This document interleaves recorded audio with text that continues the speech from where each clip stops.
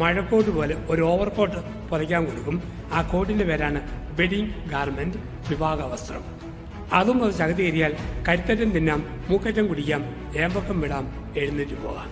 പോകുമ്പോൾ കോട്ട് ഊരി കൊടുക്കുക, കത്തിമേടിച്ച് പോക്കം ചിടുക, വീട്ടിൽ ചെന്ന് ഉറങ്ങുക, രാവിലെ എഴുന്നേൽക്കുക, കത്തെടുക്കുക, കൊണ്ട കൊടുക്കുക, കോട്ടിടുക, പിന്നെയും തിന്നുക. 15 ദിവസക്കാലം. ബൈബിളിൽ ആർത്തിപ്പണ്ടാരമായ മനുഷ്യൻ കത്തെടുക്കാനും മറന്നുപോയി, കോട്ടിടാനും മറന്നുപോയി. ബ്രേക്ക് പൊട്ടിയ വണ്ടി പോലെ കല്യാണപ്പന്തലേക്ക് ഇടിച്ചു കയറി, ചെവിക്ക് പിടിച്ചു നോക്കി പുറത്തേക്ക് വിട്ടു. വിവാഹവസ്ത്രം പുതച്ചില്ല, മിനിമം ഒരുക്കം നടത്തിയില്ല. ഒരാഴ്ചക്കാലം പലരും കയറി ഇറങ്ങി പൊള്ള വീഞ്ഞു കുടിച്ചു തീർന്നപ്പോൾ കർത്താവ് യേശു വന്നു. യേശു വന്നപ്പോൾ അവൻ മാത്രമല്ല, വിളിക്കാത്ത കുറേ പേര് കർത്താവിനെ കാണാൻ വന്നു. നമ്മുടെയൊക്കെ നാട്ടിൽ കേരളത്തിൽ MLA-യോ MP-യെയോ ഒരു പരിപാടിക്ക് വിളിച്ചാൽ അവർ മാത്രമല്ല, വിളിക്കാത്ത ലോക്കൽ നേതാക്കന്മാർ ഒരു നാണമില്ലാതെ വരിഞ്ഞുകയറി വരും ഉള്ള ഭക്ഷണം തീർക്കാൻ. നിങ്ങളുടെ നാട്ടിൽ വന്നിട്ട് വണ്ടിയിൽ നീണ്ട യാത്ര ചെയ്യുക, ഹോട്ടലിൽ കയറും. ആര്യഭവൻ, ഉടുപ്പി, ശരണഭവൻ, വസന്തഭവൻ, അവിടെ കയറി ഭക്ഷണത്തിന് ഓർഡർ കൊടുക്കും. നമ്മൾ ഓർഡർ കൊടുക്കുന്നത് ചപ്പാത്തി, നെയ്റോസ്, പൂരി മസാല, മസാല ദോശ, ഈ ഐറ്റങ്ങൾക്കാണ്. പക്ഷെ ഓർഡർ കൊടുക്കാത്തൊരു വയ്യാവേദി ഒരു നാണമില്ലാതെ പ്ലേറ്റിൽ കയറി കുത്തിയിരിക്കും. തൊളവട എന്ന് പറയുന്ന നാട്ടിൽ പണിതിട്ടിട്ട് അത് പാറ്റായും പല്ലിയും അരണയും ഒന്നും കളിക്കളമാക്കി മാറ്റുമ്പോൾ ആ വീട് ഒഴിച്ചു കളയുന്ന വെള്ളമാണ്. കുഞ്ഞുങ്ങളുടെ ഒരു ബിട്രോത്തൽ, വിവാഹം, എന്തേലും പ്രോഗ്രാമിന് വെറുതെ കള്ളും കുടിയും ഘോഷവും വെക്കുമ്പോൾ ഒഴിച്ചു കളയുന്ന വെള്ളം ഞാൻ കണ്ടു. സ്വർണത്തിന്റെ പീലി കൊണ്ട് സാരി തയ്പ്പിച്ച് പിടിച്ചിട്ട് കല്യാണം കഴിച്ചിട്ട് 4-ാം ദിവസം ആ സ്വർണ്ണ സാരിയായിട്ട് ഡൈവോഴ്സ് ഞാൻ സാക്ഷ്യം വഹിച്ചിട്ടുണ്ട്. ഇത്രയുള്ള ഈ ഓളങ്ങൾ വെറുതെ ഓളം വന്നോ ശാപം പറ്റി വെക്കത്തേ ഉള്ളൂ. ആവശ്യമില്ലാത്ത ചെരുപ്പ്, ആവശ്യമില്ലാത്ത വസ്ത്രം, ആവശ്യമില്ലാത്ത സ്വർണം, ആവശ്യമില്ലാത്ത കള്ള്, ആവശ്യമില്ലാത്ത വീടിന്റെ മുഴുപ്പ്, ആഡംബരങ്ങൾ, അത് ഒഴിച്ചു കളയുന്ന വെള്ളമാണ്. പക്ഷെ ക്രിസ്തു വരുമ്പോൾ അത് കുടിച്ചു നിൽക്കുന്ന വീഞ്ഞായി മാറും. ഒരു വലിയ കല്യാണം നടത്തുമ്പോൾ ഒരു പാവപ്പെട്ട പെൺകുട്ടിയെ കല്യാണം കഴിക്കാൻ വേണ്ടി അല്പം പൈസ കൊടുക്കുമ്പോൾ ഒഴിച്ചു കളയുന്ന വെള്ളം കുടിച്ചു നിൽക്കുന്ന വീഞ്ഞായി മാറും. നാട്ടിൽ ഒരു മുഴുത്ത കെട്ടിടം പണിയുമ്പോൾ ഒരു പാവപ്പെട്ടവന്റെ പേരെ നന്നാക്കി കൊടുത്താൽ ഒഴിച്ചു കളയുന്ന വെള്ളം കുടിച്ചു നിൽക്കുന്ന വീഞ്ഞാവും. ഇഷ്ടം പോലെ ആഭരണവും ചെരുപ്പും സാരിയും മേടിക്കുമ്പോൾ ഒരു കിഡ്നി പേഷ്യന്റ് ഡയാലിസിസിന് നാട്ടിൽ വരുമ്പോൾ 1000 രൂപ കൊടുത്താൽ ഒഴിച്ചു കളയുന്ന വെള്ളം കുടിച്ചു നിൽക്കുന്ന വീഞ്ഞായി മാറും. അത് മാറണമെങ്കിൽ ക്രിസ്തു വരണം. ക്രിസ്തു വരുമ്പോൾ ക്വാളിറ്റിയിൽ മാറ്റം വരും.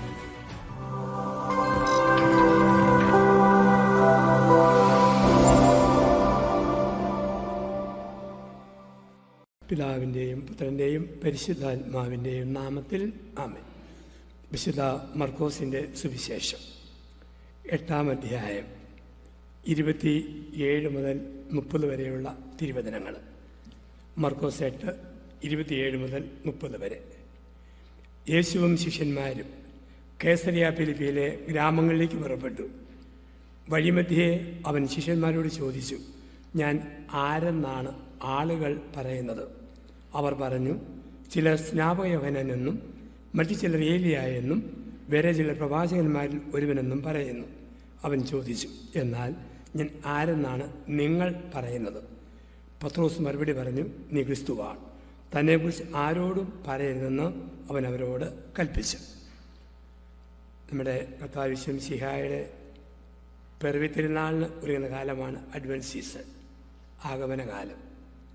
ഈ ആഗമനകാലത്തിൽ 1-ാമത്തെ ആഴ്ചയിൽ തന്നെ ഒരു ചോദ്യത്തോടുകൂടി നമ്മുടെ ചെറിയ വചന വിചിന്തനങ്ങൾക്ക് തുടക്കമിടാം. ക്രിസ്തു ആര് എന്നൊരു ചോദ്യം. യേശു ക്രിസ്തു ആര് എന്നൊരു ചോദ്യം കാലാകാലങ്ങളിൽ പലരും ചോദിച്ചു. ഓരോരുത്തർ ഓരോ ഉത്തരം പറഞ്ഞു. പൗലോസ് പറഞ്ഞു, ഇനിമേൽ ഞാനല്ല, ക്രിസ്തുവാണ് ജീവിക്കുക. തോമസ് ലീഹ പറഞ്ഞു, എൻ്റെ കർത്താവേ, എൻ്റെ ദൈവമേ. ഭാഗ്യവാനായ പൗലോസ് പറഞ്ഞു, എനിക്ക് മരണം ക്രിസ്തുവിൽ നേട്ടമാണ്. ഫിലിപ്പിൻ്റെ കേസരിയായിൽ വെച്ച് പത്രോസ് പറഞ്ഞു, നീ ക്രിസ്തുവാണ്. അപ്പം നമ്മളോട് ചോദിക്കുന്നു, നീ ആരാണ്? വേദപുസ്തക പശ്ചാത്തലത്തിലേക്ക് നിങ്ങളെ ഞാൻ ക്ഷണിക്കുന്നു. യഹൂദ പാരമ്പര്യത്തിൽ, യഹൂദ വിശ്വാസത്തിൽ ലോകത്തിലെ ഏറ്റവും മുഴുത്ത പാറ ജെറുസലേമിലായിരുന്നു. ഈ ലോകത്തിലെ ഏറ്റവും മുഴുത്ത പാറ ജെറുസലേമിലാണ്. ആ പാറയുടെ മുകളിലാണ് യഹൂദൻ ജെറുസലേം ദേവാലയം പണിതത്. പണിത് കഴിഞ്ഞപ്പോൾ അന്നു മുതൽ യഹൂദൻ്റെ സകല ആചാര അനുഷ്ഠാനങ്ങളും പ്രാർത്ഥനകളും ഈ പാറപ്പുറത്തെ ജെറുസലേം ദേവാലയത്തിലായിരുന്നു. സകലതും ജെറുസലേം ദേവാലയം കേന്ദ്രീകരിച്ചാണ്. അപ്പോൾ ആ പാറ കേന്ദ്രീകരിച്ച് യഹൂദൻ ആചാര അനുഷ്ഠാനം നടത്തിയപ്പോൾ ക്രിസ്തു ശിഷ്യന്മാരെ കൂട്ടിക്കൊണ്ട് സിറിയയുടെ അതിർത്തിയായ ഗോലാൻ കുന്ന്, അറുതുകളുടെ യുദ്ധത്തിൽ ഇസ്രായേൽ പിടിച്ചെടുത്ത ഗോലാൻ കുന്ന്, ആ കുന്നിൻ്റെ താഴ്വരയിൽ ഇസ്രയേലിലെ നാട്ടുരാജാവായ ഫിലിപ്പ് റോമിലെ സീസറിനെ സൂചിപ്പിക്കാൻ വേണ്ടി ഒരു സിറ്റി പണിതു.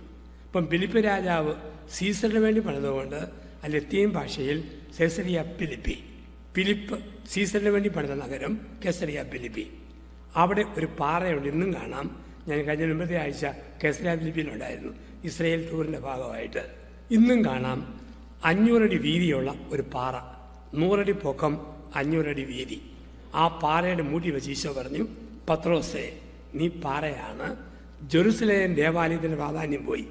യേശു ക്രിസ്തു എന്ന പുതിയ പാറയിൽ ഒരു പുതിയ സഭ. അവിടെ പത്രോസ് പറഞ്ഞു, നീ ക്രിസ്തുവാണ്. നീ ക്രിസ്തുവാണെന്ന് പത്രോസ് പറഞ്ഞു. യേശു പറഞ്ഞു, നീ പാറയാണ്. ക്രിസ്തുവാണെന്ന് ഏത് നാക്കുകൊണ്ട് പറയുമോ അവൻ പാറയാണ്. നമുക്ക് ഹിന്ദുമതത്തിൽ വിശ്വാസമില്ല, ഇസ്ലാം മതത്തിൽ വിശ്വാസമില്ല, ഒരു മതത്തിലും വിശ്വാസമില്ല. വിശ്വാസം ഒരുത്തനല്ലേ ഉള്ളൂ, കർത്താവ് യേശു ക്രിസ്തുവിൽ. അതിൻ്റെ അർത്ഥം മറ്റു മതസ്ഥരെ വെറുക്കണമെന്നല്ല, എല്ലാവരെയും സ്നേഹിക്കണം. പക്ഷെ വിശ്വാസം കർത്താവിൽ മാത്രം. എല്ലാ മതങ്ങളെയും സ്നേഹിക്കണം, അവർക്ക് സംഭാവന കൊടുക്കണം, സഹായിക്കണം. പക്ഷെ വിശ്വാസം ക്രിസ്തുവിൽ മാത്രം. ആ വിശ്വാസം ഉണ്ടെങ്കിലേ സഭ നിലനിൽക്കൂ. അങ്ങനെയുള്ള 10 പേര് മതി. ഒരു ഇടവകയിൽ 90 കുടുംബം പോയാലും 10 കുടുംബം മതി, സഭ നിലനിൽക്കും. അതുകൊണ്ടാണ് അബ്രാഹാം പറഞ്ഞു, 10 നീതിമാന്മാരുണ്ടെങ്കിൽ അവരെ പ്രതി ലോകത്തെ രക്ഷിക്കുവോ. അങ്ങനെ ഒറ്റയും പെട്ടയും 10 ഉള്ളൂ, അത് മതി. അതാണ് സഭ. അങ്ങനെ നിൽക്കുന്ന വിശ്വാസത്തിൻ്റെ ഒരു ദാർഢ്യം, ഈ ദാർഢ്യത്തിലേക്ക് നമ്മൾ കടന്നു വരണം. നമുക്കറിയാം, ഇസ്രായേൽ പാരമ്പര്യത്തിൽ ദൈവം എന്നും പാറയാണ്. ദൈവം എന്നും പാറയാണ്. കാരണം സങ്കീർത്തനം, പർവ്വതങ്ങളിലേക്ക് ഞാൻ കണ്ണുകളുയർത്തി, രക്ഷ എൻ്റെ കർത്താവിൽ നിന്ന്. പാറക്കൂട്ടം. മോശ പാറയ്ക്കിട്ട് അടിച്ചപ്പം വെള്ളം. ഇവിടെ ദൈവത്തെ വിളിച്ചു പഴയ നിയമത്തിൽ പാറ. ബൈബിളിൽ ദൈവത്തെ വിളിച്ച് ദ റോക്ക് ഓഫ് റെഫ്യൂജ് എന്നാണ്. അഭയത്തിൻ്റെ ശില, അഭയശില. അങ്ങനെ അഭയശിലയെന്ന് ബൈബിളിൽ ദൈവത്തെ വിളിക്കാനുള്ള ഒരു ഓൾഡ് ടെസ്റ്റമെൻറ്റ് ബാക്ക്ഗ്രൗണ്ടിലൂടെ നമുക്കൊന്ന് യാത്ര ചെയ്യണം. എങ്കിലും ന്യൂ ടെസ്റ്റമെൻറ്റ് അതിൻ്റെ അർത്ഥത്തിൽ പിടികിട്ടു. കാരണം പഴയ നിയമത്തിൽ 2 പ്രമാണങ്ങൾ, 2 നിയമങ്ങൾ ഇസ്രായേലിൽ ഉണ്ടായിരുന്നു. ഒന്ന്, യഹോവയായ ദൈവം മോശയിലൂടെ നൽകിയ 10 പ്രമാണങ്ങൾ. അതാണ് ക്രിസ്തീയ രാജ്യങ്ങൾ ഫോളോ ചെയ്യുക.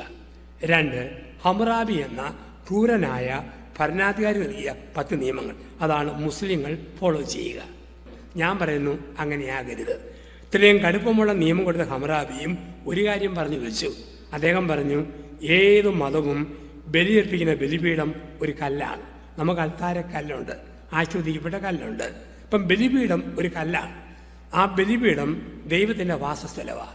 ആ ബലിപീഠം ഏത് മതത്തിൻ്റെ ആണേലും അതിൽ പോയി തൊടുന്നവനെ പിന്നെ ലോകം ശിക്ഷിക്കരുത്. ഒരു കൊലയാളി കൊന്നിട്ട് ഓടി വന്ന് ദേവാലയത്തിൻ്റെ ബലിപീഠത്തെ തൊട്ടാൽ, കല്ലെ തൊട്ടാൽ പിന്നെ അവനെ ശിക്ഷിക്കരുത്. അവൻ അഭയശിലയായ ദൈവത്തെ തൊട്ടു. ഒരു മോഷ്ടാവ് മോഷണവസ്തുവായിട്ട് ഓടുമ്പോൾ ആൾക്കാർ പിടിക്കാൻ ഓടിക്കുന്നു. അവൻ ഓടിച്ചെന്ന് ബലിപീഠത്തെ തൊട്ടാൽ പിന്നെ അവനെ തൊടരുത്. അവൻ അഭയശിലയായ ദൈവത്തെ തൊട്ടു. പാറ. ഇതിൽ നിന്നും അമേരിക്ക, ലോകപ്രശസ്തമായ നിയമാവലി അമേരിക്ക കുറിച്ചപ്പോൾ അമേരിക്ക എഴുതി വെച്ചു, ക്യൂബയിൽ നിന്നും ഒരഭയാർത്ഥി കടൽ നീന്തി മയാമിയുടെ മണ്ണിൽ വന്ന് ആദ്യം തൊടാം. അങ്ങനെ തൊട്ടാൽ അമേരിക്ക അവന് പൗരത്വം കൊടുക്കണം, പുറത്താക്കരുത്. അമേരിക്ക അഭയശില. ലോകത്തെവിടെ ആപത്ത് വന്നാലും ഓടി ചെന്ന് സഹായിക്കുന്നത് അമേരിക്കൻ രാഷ്ട്രമാണ്. അമേരിക്ക അഭയശില. പരിശുദ്ധനായ ഫ്രാൻസിസ് മാർപ്പാപ്പ പറഞ്ഞു, മുസ്ലിങ്ങൾക്കിടയിൽ തീവ്രവാദികൾ കണ്ടേക്കാം, എങ്കിലും അഭയം തേടി വന്നാൽ ക്രിസ്തീയ സഭ അഭയം കൊടുക്കണം. സഭ അഭയശില. 250 വർഷങ്ങൾക്ക് മുമ്പ് നമ്മുടെ ഹിന്ദുക്കൾ ഇന്ത്യയിലും ഈ ചിന്താഗതിയിൽ കടമെടുത്തു. അവർ പറഞ്ഞു, കശാപ്പുകാരൻ്റെ കടയിൽ നിന്നും ഒരു കാള കയറ് പൊട്ടിച്ചോടി ഒരു ക്ഷേത്രത്തിൽ കയറിയാൽ ആ കാളയെ കൊല്ലരുത്, അത് അമ്പലക്കാള എന്ന് വിളിക്കപ്പെടും. അത് ഹിന്ദുവിൻ്റെ പാരമ്പര്യമല്ല, ഇസ്രയേലിൻ്റെ 10,000 വർഷം പഴക്കമുള്ള പരിശുദ്ധ പാരമ്പര്യത്തിന് അപ്രപാളികളിൽ കോറിയിട്ട് നീതിയുടെ നിയമം. ദൈവം അഭയശില. ഈ അഭയശിലയായ ദൈവം മനുഷ്യൻ്റെ ജീവിതത്തിൽ 4 പ്രവൃത്തികൾ ചെയ്യും. അതാണ് പുറപ്പാട് 3 7-8 വാക്യങ്ങൾ. അപേക്ഷയിലായ ദൈവം നമ്മുടെ ജീവിതത്തിൽ ചെയ്യുന്ന 4 പ്രവൃത്തികൾ. ആ 4 പ്രവൃത്തികൾ ഈശോ മിശിഹായിലൂടെ പുതിയ നിയമത്തിൽ പൂർത്തീകരിക്കപ്പെട്ടു. യഹോവയായ ദൈവം ചെയ്യുന്ന 4 പ്രവൃത്തികൾ. 1, അവൻ കാണുന്നു. 2, അവൻ കേൾക്കുന്നു. 3, അവൻ അറിയുന്നു. 4, അവൻ ഇറങ്ങി വരുന്നു. ദൈവം ചെയ്യുന്ന 4 പ്രവൃത്തികൾ. നിങ്ങളുടെ അലച്ചിൽ ഞാൻ കണ്ടു, നിങ്ങളുടെ കരച്ചിൽ ഞാൻ കേട്ടു, നിങ്ങളുടെ ഇംഗിതം ഞാൻ അറിഞ്ഞു, നിങ്ങൾക്കിടയിൽ ഞാൻ ഇറങ്ങി വരും. ദൈവം ചെയ്യുന്ന 4 പ്രവൃത്തികൾ. അവൻ കാണുന്നു, അവൻ കേൾക്കുന്നു, അവൻ അറിയുന്നു, അവൻ ഇറങ്ങി വരുന്നു. ദൈവം കാണുന്നവനാ. 139 സങ്കീർത്തനം. പക്ഷിയെ പോലെ പറന്ന് പർവ്വതമുകളിൽ ചെന്നാൽ നീ എന്നെ അവിടെ കാണും. മത്സ്യത്തെ പോലെ ഊളിയിട്ട് ആഴിയുടെ അഗാധങ്ങളിൽ ചെന്നാൽ നീ എന്നെ അവിടെ കാണും. എവിടെ ഒളിക്കാൻ കർത്താവേ, ഞാൻ സന്നിധി വിട്ടങ്ങ് അവിടെ പോകും. പകൽ സൂര്യനായി അവൻ എന്നെ കാണും, രാത്രിയിൽ ചന്ദ്രനായി നക്ഷത്രമായി അവൻ എന്നെ കാണും. മരത്തിൽ ഒളിച്ചിരുന്നാൽ സക്കൈവസിനെ കണ്ടവൻ എന്നെ കാണും. വെള്ളത്തിൽ മുങ്ങിക്കിടന്നാൽ മത്സ്യത്തിൻ്റെ വയറ്റിൽ യോനായെ കണ്ടവൻ എന്നെ കാണും. ദൈവത്തെ ഒളിക്കാൻ പറ്റിയല്ല, അവിടെ നിന്നെല്ലാം കാണുന്നു. മത്തായി 10:42. ചെറിയവരിൽ ഒരുവന് ഒരു പാത്രം പച്ചവെള്ളം കൊടുത്തപ്പം ഞാനത് കണ്ടു. മത്തായി 25:31 മുതൽ 46 വരെ അന്ത്യവിധി. ദരിദ്രനെ ഭക്ഷണം കൊടുത്തപ്പോൾ കണ്ടു, നഗ്നനെ ഉടിപ്പിച്ചപ്പോൾ, രോഗിയെ ആശ്വസിച്ചപ്പോൾ, കാരാഗ്രഹത്തിൽ ചെന്നപ്പോൾ ഞാൻ കണ്ടു. ദൈവം കാണുന്നവന്. പരഞ്ഞാനം മഠത്തിൽ ചോര തുപ്പിക്കിടന്ന ഒരു കന്യാസ്ത്രീ അമ്മ അൽഫോൻസാമ്മ രാത്രി 11 മതി എഴുന്നേൽക്കുമ്പോൾ അമ്മ അൾത്താരയുടെ പുറകിൽ ചെന്ന് ചെറിയ മുറി മെഴുകുതിരി പെറുക്കിയെടുക്കും. ആ മുറിത്തിരികൾ മഠത്തിൻ്റെ വരാന്തിയെ കത്തിച്ചു വെച്ചു. ഏതെങ്കിലും സിസ്റ്റർ രാത്രി പുറത്തിറങ്ങിയാൽ കാല് തട്ടാതിരിക്കാൻ. ആരും കാണാതെ അൽഫോൻസാമ്മ മുറിത്തിരി കത്തിച്ചപ്പോൾ ദൈവം അത് കണ്ടു. ഇന്ന് രാവും പകലും അണയാത്ത തിരികൾ അൽഫോൻസാമ്മയുടെ കല്ലറിൽ കത്തിച്ചൊലിക്കാൻ ദൈവം ഇടയാക്കി. ദൈവം കാണുന്നവനാ, എല്ലാം കാണുന്നവനാ. നമ്മുടെ പ്രതീക്ഷ അതല്ലേ? നിങ്ങൾ എത്രയോ പേർക്ക് കൊച്ചു കൊച്ചു ദാനധർമ്മം ചെയ്യുന്നു. ആരെ കാണിക്കാനാ? ദൈവം കാണുന്നു. ഞങ്ങളുടെയൊക്കെ കപ്പുച്ചിനാശ്രമങ്ങളിൽ ആൾക്കാർ സംഭാവന കൊണ്ടുത്തരും. റെസിപ്റ്റ് കൊടുക്കുമ്പോൾ രസീത് വേണ്ട. അതെന്താ? തമ്പുരാൻ കണ്ടാൽ മതി. ആരെ കാണിക്കാനാ? ചില അമ്മച്ചിമാർ പറയും, കെട്ടിയവനും മക്കളും മരുമക്കളും നാത്തൂന്മാരും കണ്ടില്ലും തമ്പുരാൻ കാണുന്നുണ്ടല്ലോ, അത് മതി. എവിടെ ഇരുന്നാന്നറിയത്തില്ല. TN ശേഷൻ, ഇന്ത്യയുടെ മുൻ ചീഫ് ഇലക്ഷൻ കമ്മീഷണർ, അദ്ദേഹം ഗുരുവായൂരിൽ ഒരു പ്രോഗ്രാമിന് വന്നപ്പോൾ ഒരു ക്ഷേത്ര കമ്മിറ്റിക്കാർ പിരിവിന് ചെന്നു. ശേഷൻ 5001 രൂപ കൊടുത്തു. അവർ രസീത് എഴുതി, TN Seshan, election commission of India, donation 5001 രൂപ. റെസിപ്റ്റ് കൊടുത്ത ശേഷം പറഞ്ഞു, രസീത് വേണ്ട. അതെന്താ? ഈശ്വരന് കൊടുക്കുന്ന കാര്യത്തിൽ കണക്ക് വെക്കാറില്ല, ഈശ്വരൻ കണ്ടാൽ മതി. അവർ പിന്നെ എന്തിനാ ഞങ്ങളെ കൊണ്ട് കഷ്ടപ്പെട്ട് രസീത് എത്തിപ്പിച്ചത്? അപ്പോൾ ശേഷം പറഞ്ഞു, ദൈവത്തിന് കൊടുക്കുന്ന കാര്യത്തിൽ ദൈവം കണ്ടാൽ മതിയെങ്കിലും ദൈവത്തിൻ്റെ നാമത്തിൽ പിരിക്കുന്ന ആൾക്കാർക്ക് ഒരു കണക്ക് വേണം. അതുകൊണ്ട് രസീത് കീറി ദൂരെ കളഞ്ഞേരെ. ദൈവം കാണുന്നവനാ, അവൻ കാണുന്നവൻ. 2, അവൻ കേൾക്കുന്നവനാ. ദൈവം കേൾക്കുന്നവനാ. ജെറമിയ 33:3. നീ എന്നെ വിളിക്കുക, ഞാൻ നിന്നെ കേൾക്കുന്ന ദൈവമാ. നീ എന്നെ വിളിക്കുക, ഞാൻ നിന്നെ കേൾക്കുന്ന ദൈവമാ. എല്ലാ പ്രാർത്ഥനയും ദൈവം കേൾക്കും. ചിലപ്പോൾ യേസ് എന്ന ഉത്തരം, ചിലപ്പോൾ നോ എന്ന ഉത്തരം. ദൈവം കേൾക്കുന്നവനാ. ചിലപ്പം ചോദിച്ച പോലെ ഉടനെ കിട്ടും, ചിലപ്പം കുറേ കഴിഞ്ഞ് കിട്ടും, ചിലപ്പം കുറേ നാൾ കഴിഞ്ഞ് കേൾക്കും. കോട്ടയത്തൊരു കത്തോലിക്ക പെണ്ണ് ഹിന്ദുവായ ചെറുപ്പക്കാരനെ പ്രേമിച്ചു. പ്രേമം മൂത്തി അവൾ പറഞ്ഞു, അവനെ കൊണ്ട് കെട്ടിച്ചില്ലെങ്കിൽ ഞങ്ങൾ തൂങ്ങിച്ചാകും, അല്ല ഒരുമിച്ച് ഒളിച്ചോടും. അമ്മ പറഞ്ഞു, മോളെ പൊട്ടത്തരം പറയല്ലേ, നാഗമ്പടത്ത് അന്തോണിസുനിയാണ് നൊവേനയാണ് ചൊവ്വാഴ്ച തോറും. 9 ആഴ്ച പോയി നമുക്ക് നൊവേന കൂടാം. അവർ 9 ആഴ്ച നൊവേന കൂടാൻ പോകാൻ തീരുമാനിച്ചു.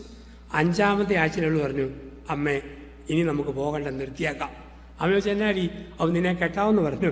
എൻ്റെ അമ്മയെ കെട്ടാവുന്നല്ല, അവനിപ്പം അച്ഛനാകാൻ പോകണമെന്നാണ് പറയുന്നത്. കല്യാണം നടക്കാൻ സാധ്യതയില്ല. ചിലപ്പം ചോദിച്ചതിനേക്കാൾ കൂടുതൽ, ചിലപ്പം ചോദിച്ചതുപോലെ. ദൈവം കേൾക്കും, എല്ലാ പ്രാർത്ഥനയും കേൾക്കും. കാരണം നിങ്ങളുടെയും എൻ്റെയും പ്രാർത്ഥന മഴ പെയ്യുന്നത് പോലെ. അത് ശരിക്കും പ്രാർത്ഥിക്കുന്നവർക്കറിയാം, പ്രാർത്ഥിക്കാത്തവർ പറഞ്ഞാൽ പിടിയില്ല. പ്രാർത്ഥിക്കുന്നവർക്കറിയാം. ചില കാര്യം നമ്മൾ ഇന്ന് ചോദിക്കുന്നു, ചിലപ്പം 15 വർഷം കഴിഞ്ഞ് ദൈവം തരും. പെട്ടെന്നായിരിക്കുകയല്ല. പ്രാർത്ഥന മഴ പെയ്യുന്നത് പോലെ. എങ്ങനെയാണ് മഴ പെയ്യുക? സമുദ്രത്തിലെ വെള്ളം നീരാവിയായിട്ട് ഉയരും, മഴ മേഘമായിട്ട് കെട്ടിക്കിടക്കും, മഴത്തുള്ളിയായിട്ട് പെയ്തിറങ്ങും. ഇതുപോലെ ഒരമ്മ ഇവിടെ നിന്ന് പ്രാർത്ഥിക്കുക, ഒരപ്പം പ്രാർത്ഥിക്കുക. ആ പ്രാർത്ഥന നീരാവി പോലെ ഉയരും. ദൈവസന്നിധിയിൽ പ്രാർത്ഥന വേഗമായി കെട്ടിക്കിടക്കും. ഇന്നല്ലെങ്കിൽ നാളെ അനുഗ്രഹത്തിൻ്റെ മഴത്തുള്ളിയായി പെയ്തിറങ്ങും. അതല്ലേ പ്രാർത്ഥനയുടെ ശക്തി എന്ന് പറയുക. അത് ഉറപ്പാണ് ജീവിതത്തിൽ. ബൈബിളിൽ പലരും പ്രാർത്ഥിച്ചപ്പോൾ ഉടനെ കിട്ടിയില്ലല്ലോ. അബ്രാഹാം 20-ാം വയസ്സിൽ അപ്പനാകണമെന്ന് പ്രാർത്ഥിച്ചതാ. അപ്പനായത് എപ്പോഴാ? 100-ാം വയസ്സിൽ. ഒരു കൊച്ചിയിലല്ലോ അബ്രാഹാം വരാന്തിയിൽ കുത്തിയിരുന്ന് ദുഃഖിക്കുമ്പോൾ വീടിൻ്റെ പിന്നാമ്പുറത്തുനിന്നൊരു ശബ്ദം. നോക്കുമ്പം മിസ്സിസ് അബ്രാഹാം സാറ കുത്തിയിരുന്ന് നോക്കാനിരിക്കുന്നു. പുളിയമ്മാങ്ങ കടിച്ചു പറിക്കുന്നു, വാളംപുളി ചവച്ച് ഞൊണയുന്നു. അബ്രാഹാം അടുത്ത് ചെന്നു, തല തിരുമ്മി കൊടുത്തു, പുറം തലോടി കൊടുത്തു. ഓർത്ത 20-ലല്ല, ഓർക്കാത്ത 100-ാം വയസ്സിൽ. മോശ 20-ാം വയസ്സിൽ അപ്പനാക്കണമെന്ന് പ്രാർത്ഥിച്ചു, നേതാവാകാൻ പ്രാർത്ഥിച്ചു. നേതാവാക്കിയപ്പോൾ വയസ്സ് 80. സക്കറിയ 25-ാം വയസ്സിൽ എലിസബത്തിൽ ഒരു കുഞ്ഞു പിറക്കണമെന്ന് പ്രാർത്ഥിച്ചു. എപ്പോഴാണ് കൊച്ചുണ്ടായത്? സ്നാപയോഹന്നാന്റെ ബർത്ത്ഡേയും സക്കറിയയുടെ സപ്തതി ആഘോഷവും ഒരുമിച്ചായിരുന്നു. ഓർത്ത കാലത്തല്ലല്ലോ. പ്രാർത്ഥിച്ചവനായ സക്കറിയ പ്രാർത്ഥനാ വിഷയം മറന്നുപോയി. ദൂതനായ ഗബ്രിയേൽ ബലിപീഠത്തിൽ പ്രത്യക്ഷപ്പെട്ട് പറഞ്ഞു, സക്കറിയ, നിന്റെ പ്രാർത്ഥന കേട്ടിരിക്കുന്നു. വന്തി എന്ന് മുദ്ര കുത്തപ്പെട്ട നിന്റെ ഭാര്യ എലീശുവ വാർദ്ധക്യത്തിൽ ഗർഭം ധരിച്ച് ഒരു പുത്രനെ പ്രസവിക്കും. യൂദയായുടെ മരുഭൂമിയിൽ ക്രിസ്തുവിന് പാതയൊരുക്കുന്ന യോഹന്നാൻ സ്നാപകനെന്ന് അവൻ അറിയപ്പെടും. സക്കറിയ ചോദിച്ചു, ഇതെങ്ങനെ ഒക്കും? ഇപ്പൊ ദൂതൻ ചോദിച്ചു, പിന്നെ എന്നെ ഒക്കുമെന്ന് ഓർത്തോണ്ടാണ് ചോദിച്ചുകൊണ്ടിരുന്നത്. ഒപ്പിച്ചു തന്നപ്പോൾ സംശയിക്കുകയാണ്. സക്കറിയ മറന്നു, പക്ഷെ ദൈവം മറന്നിട്ടില്ല. അവൻ പ്രാർത്ഥന കേൾക്കുന്ന ഒരു ദൈവമാണ്. പ്രാർത്ഥന കേൾക്കുന്ന ദൈവമാണ്. 2022 നവംബർ 29 പ്രാർത്ഥിക്കുന്നു. മറുപടി 2045 ഒക്ടോബർ 8 പക്ഷെ ഫലം കിട്ടും. ഇന്നല്ലെങ്കിൽ നാളെ ഫലം കിട്ടും. മടിക്കാതെ പ്രാർത്ഥിക്കണം, നിരാശപ്പെടാതെ പ്രാർത്ഥിക്കണം. അതാണ് മുട്ടുവിൻ തുറക്കപ്പെടും, ചോദിക്കുവിൻ ലഭിക്കും. ചോദിച്ചാൽ ദൈവം മറുപടി തരും.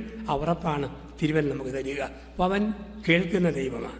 ഞാൻ പലപ്പോഴും 8ാം ക്ലാസ്സിൽ പഠിക്കുമ്പോൾ ഓർത്തിട്ടുണ്ട്, ദൈവം എൻ്റെ പ്രാർത്ഥന കേട്ടിട്ടില്ല. 8ാം ക്ലാസ്സിൽ പഠിക്കുമ്പോൾ എഴുന്നേൽക്കുമ്പോൾ ആദ്യത്തെ പ്രാർത്ഥന, കർത്താവായ യേശുവേ, കണക്ക് പഠിപ്പിക്കുന്ന ഏൽക്കുട്ടി ടീച്ചർ ചൂരവഴി കൊണ്ട് വരുമ്പം കാലുതെറ്റി താഴെ വീണ് വെറുതെ ഉളുക്കിപ്പോണമെന്ന് പലപ്പോഴും പ്രാർത്ഥിച്ചിട്ടുണ്ട്. പക്ഷേ പൊതുവെ തല്ലിക്കിട്ടതല്ലാതെ ഏലുകുട്ടി ടീച്ചറിന് ഒരു പോർലോലും ഏറ്റിട്ടില്ല. ചില പ്രാർത്ഥനകൾ അങ്ങനെയുള്ള പ്രാർത്ഥനകളാണ്. ദൈവം പ്രാർത്ഥന കേൾക്കുന്നുണ്ട്, ഉറപ്പ്. അത്താരബാലന്മാർ 15 പേര് വെള്ളിയാഴ്ച വന്ന് വികാരിയസോട് പറഞ്ഞു, അച്ഛാ, നാളെ ഞങ്ങൾ പിക്നിക്ക് പോകുമ്പം മഴ പെയ്യാതിരിക്കാൻ അച്ഛൻ പ്രാർത്ഥിക്കണം. അച്ഛൻ പറഞ്ഞു, മക്കൾ പോക്കോ, ഒരു മഴയും പെയ്യല്ല, ഞാനാ പറയുന്നത്. കുഞ്ഞുങ്ങൾ പിക്നിക്ക് പോയി. ഉച്ച കഴിഞ്ഞ് 2:30 അറബിക്കടലും ഈ അറ്റ്ലാന്റിക് സൗത്തും എല്ലാം ഒരുമിച്ച് വരുന്നപോലെ ഒരു പെരുമഴ. പിള്ളേരാകെ നനഞ്ഞു പോയി.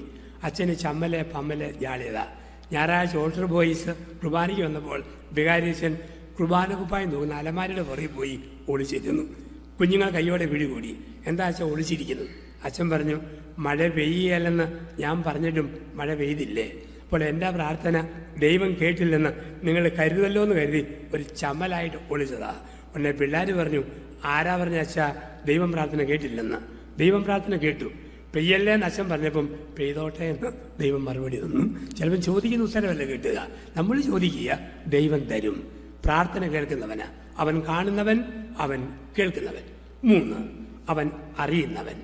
യോഹന്നാൻ 2:25 മനുഷ്യന്റെ ഉള്ളിൽ എന്താണെന്ന് അറിഞ്ഞുകൊണ്ട് അവൻ യൂദാസിനെയും ശിഷ്യഗണത്തിൽ ഉൾപ്പെടുത്തി.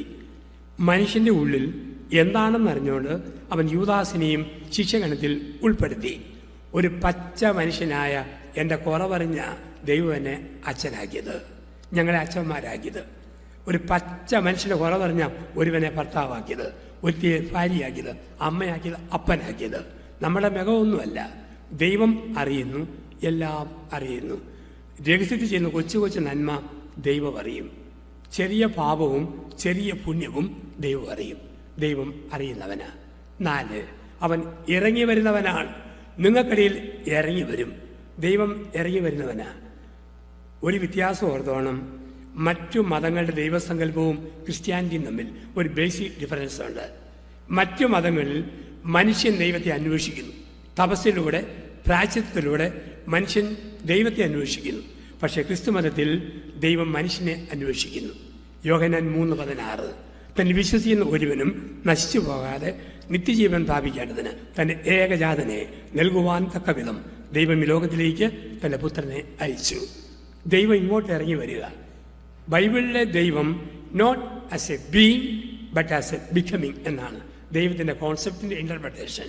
Biblical God is not a being but a becoming. ആയിരിക്കുന്ന ദൈവമല്ല, ആയിത്തീരുന്ന ദൈവമാണ്. മനുഷ്യൻ്റെ ആവശ്യങ്ങളിൽ ആയിത്തീരും. വിശന്നപ്പോൾ മന്നയായിത്തീർന്നു, ദാഹിച്ചപ്പോൾ വെള്ളമായി തീർന്നു, ഇറച്ചിക്ക് വേണ്ടി കൊതിച്ചപ്പോൾ സീനായി സമുദ്രത്തിൽ കാടപ്പക്ഷിയായി തീർന്നു. അനുദിന ബലിയിൽ വൈദികന്റെ കരങ്ങളിലൂടെ അൽത്താരിയിൽ അപ്പത്തിൻ്റെയും വീഞ്ഞിൻ്റെയും സാദൃശ്യത്തിൽ അവൻ ഇറങ്ങി വരും. വിളിച്ചാൽ ഇറങ്ങി വരുന്ന ഒരു ദൈവമുണ്ട്. പണ്ട് ഏലിയ വിളിച്ചപ്പം വന്നതുപോലെ ദൈവം നമുക്കുണ്ട്. അവൻ കാണുന്നവൻ, അവൻ കേൾക്കുന്നവൻ, അവൻ അറിയുന്നവൻ, അവൻ ഇറങ്ങി വരുന്നവൻ ദൈവം. ഈ ദൈവത്തിൻ്റെ സമ്പൂർണ്ണ രൂപം പ്രത്യക്ഷപ്പെട്ടത് ഈശോ മിശിഹായിലാണ്. അതാണ് ആഗമനകാലത്ത് നമ്മൾ ചിന്തിക്കുന്ന ക്രിസ്തു. കാണുന്നവനും കേൾക്കുന്നവനും അറിയുന്നവനും ഇറങ്ങി വരുന്നവനുമായ ക്രിസ്തു. ആ ക്രിസ്തു ആരെന്നാണ് തിരുവചനം നമ്മളോട് ചോദിക്കുക. യേശു ആര്? അതിന് ചില വ്യാഖ്യാനങ്ങളിലൂടെ, ബൈബിൾ ചിന്തകളിലൂടെ ഈ മണിക്കൂറുകളിൽ നമ്മൾ കടന്നു പോകുന്നു. യേശു ക്രിസ്തു എനിക്ക് ആര്? ഒരു കാര്യം ഓർക്കുക, കർത്താവായ യേശുവിനെ അനുഭവിക്കുവാൻ നമുക്ക് 3 വഴികളേ ഉള്ളൂ. യേശു ആരെ എന്ന് കാലാകാലങ്ങളിൽ മനുഷ്യൻ ചോദിച്ചപ്പോൾ ഓരോരോ ഉത്തരം കൊടുത്തു. 200 കള്ളുകുടിയന്മാരുടെ ധ്യാനം, 200 കുടിയന്മാർ ധ്യാനത്തിൽ പങ്കെടുത്തപ്പോൾ ഞായറാഴ്ച തുടങ്ങി വെള്ളിയാഴ്ച ധ്യാനം തീരും. തിങ്കൾ വൈകിട്ടായിട്ടും ഹാങ് ഓവർ പലരുടേതും മാറിയിട്ടില്ല. അപ്പോൾ ധ്യാനിപ്പിച്ച അച്ഛൻ ഇവരെ എളിക്കിട്ട് കുത്തിയിട്ട് പറഞ്ഞു, എന്തേലും പറ, കെട്ടുപൊട്ടട്ട് ബന്ധനം വഴിയിട്ട് യേശു ആരെന്നോ ഓരോ ഉറക്കെ പറയാൻ പറഞ്ഞു. ഒരുത്തും ചാടി എന്നിട്ട് പറഞ്ഞു, യേശുവേ കർത്താവാണ്, ദൈവമാണ്, രക്ഷകനാണ്, നാഥനാണ്, വൈദ്യനാണ്, ഔഷധമാണ്, ഓരോന്നും പറഞ്ഞു. 2 കുടിയന്മാരൊന്നും മിണ്ടിയില്ല. ഇപ്പൊ ധ്യാനിപ്പിക്കുന്ന അച്ഛൻ എളിക്കിട്ട് കുത്തിയിട്ട് പറഞ്ഞു, എന്തേലും പറ, കെട്ടുപൊട്ടട്ട് ബന്ധനം വഴിയിട്ട്. ഒരുത്തും ചാടി എന്നിട്ട് പറഞ്ഞു, യേശുവേ നീ എൻ്റെ ലഹരിയാവുന്നു. ഒരു ലഹരി പോയപ്പോൾ അടുത്ത ലഹരി. പന്തക്കുസ്തായ്ക്ക് പൂസായ പോലെ ശിഷ്യന്മാരെ ആടിയെന്നാ പറയുക. യേശുവേ നീ എൻ്റെ ലഹരിയാവും. എന്നിട്ട് ഒരുത്തിനൊന്നും വിടുന്നില്ല. അച്ഛൻ ചെവിക്ക് പിടിച്ചിട്ട് പറഞ്ഞു, എന്തേലും പറ, കെട്ടുപൊട്ടയുടെ ബന്ധന വഴിയിട്ട്. അവൻ ചാടി എഴുന്നിട്ട് പറഞ്ഞു, യേശുവേ നീ എൻ്റെ അളിയനാകുന്നു. എല്ലാവർക്കും അവൻ അച്ഛനെ കളിയാക്കുവാണ്. അവനായിരുന്നു സത്യസന്ധനായ കുടിയൻ. അവൻ ഇളയ പെങ്ങള് മഠത്തിലെ കന്യാസ്ത്രീയായിരുന്നു. യേശുവേ നീ എൻ്റെ അളിയനാകുന്നു.